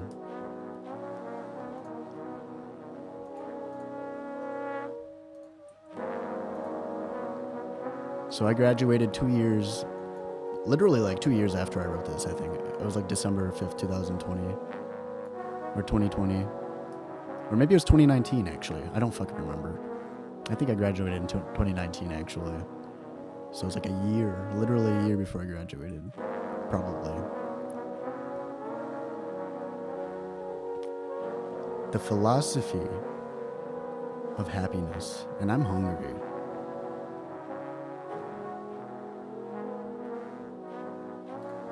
So I'm gonna grab a quick bite. I'm gonna grab something, and I'm gonna let us all sit in those findings, you know. And I want you to, I want you to feel free to, as well, in your own world, in your own life, on your side of the screen, to take a walk alongside me as I take a walk upstairs, and like seep into your breathing, into your body, and reflect on how you might be in relation to your pursuit of flow, and whether you agree or not that flow may be the best thing to focus on, considering long-term. So yeah, I'm gonna go ahead and grab my phone,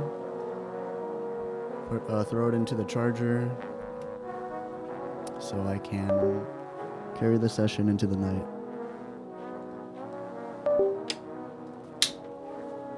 Yeah.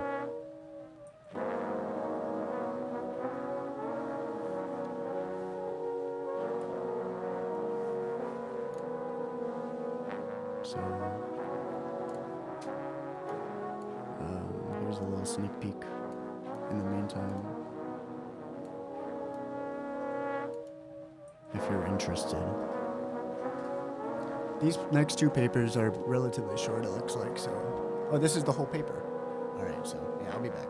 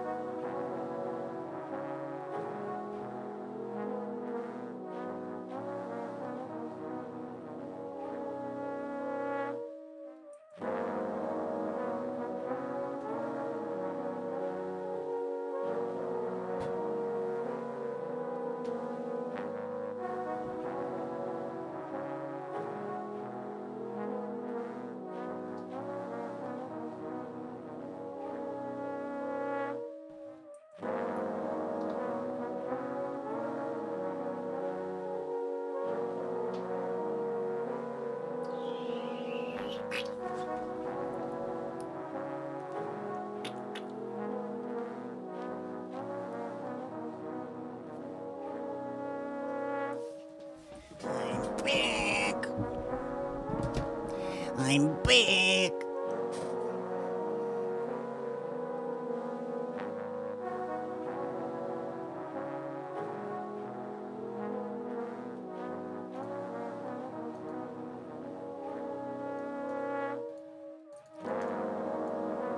Oh shit.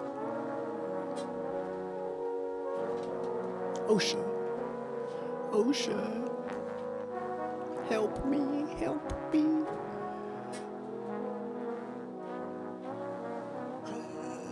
We're gonna use the webcam for now. Got my bowl of berries and avocado. Courtesy, or all of this food courtesy of my mama and papa.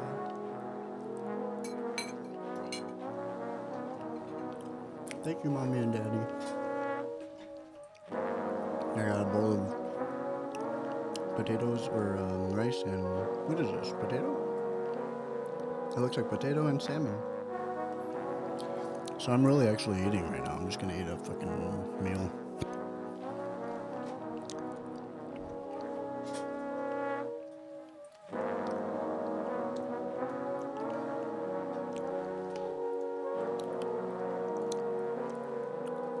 Oh.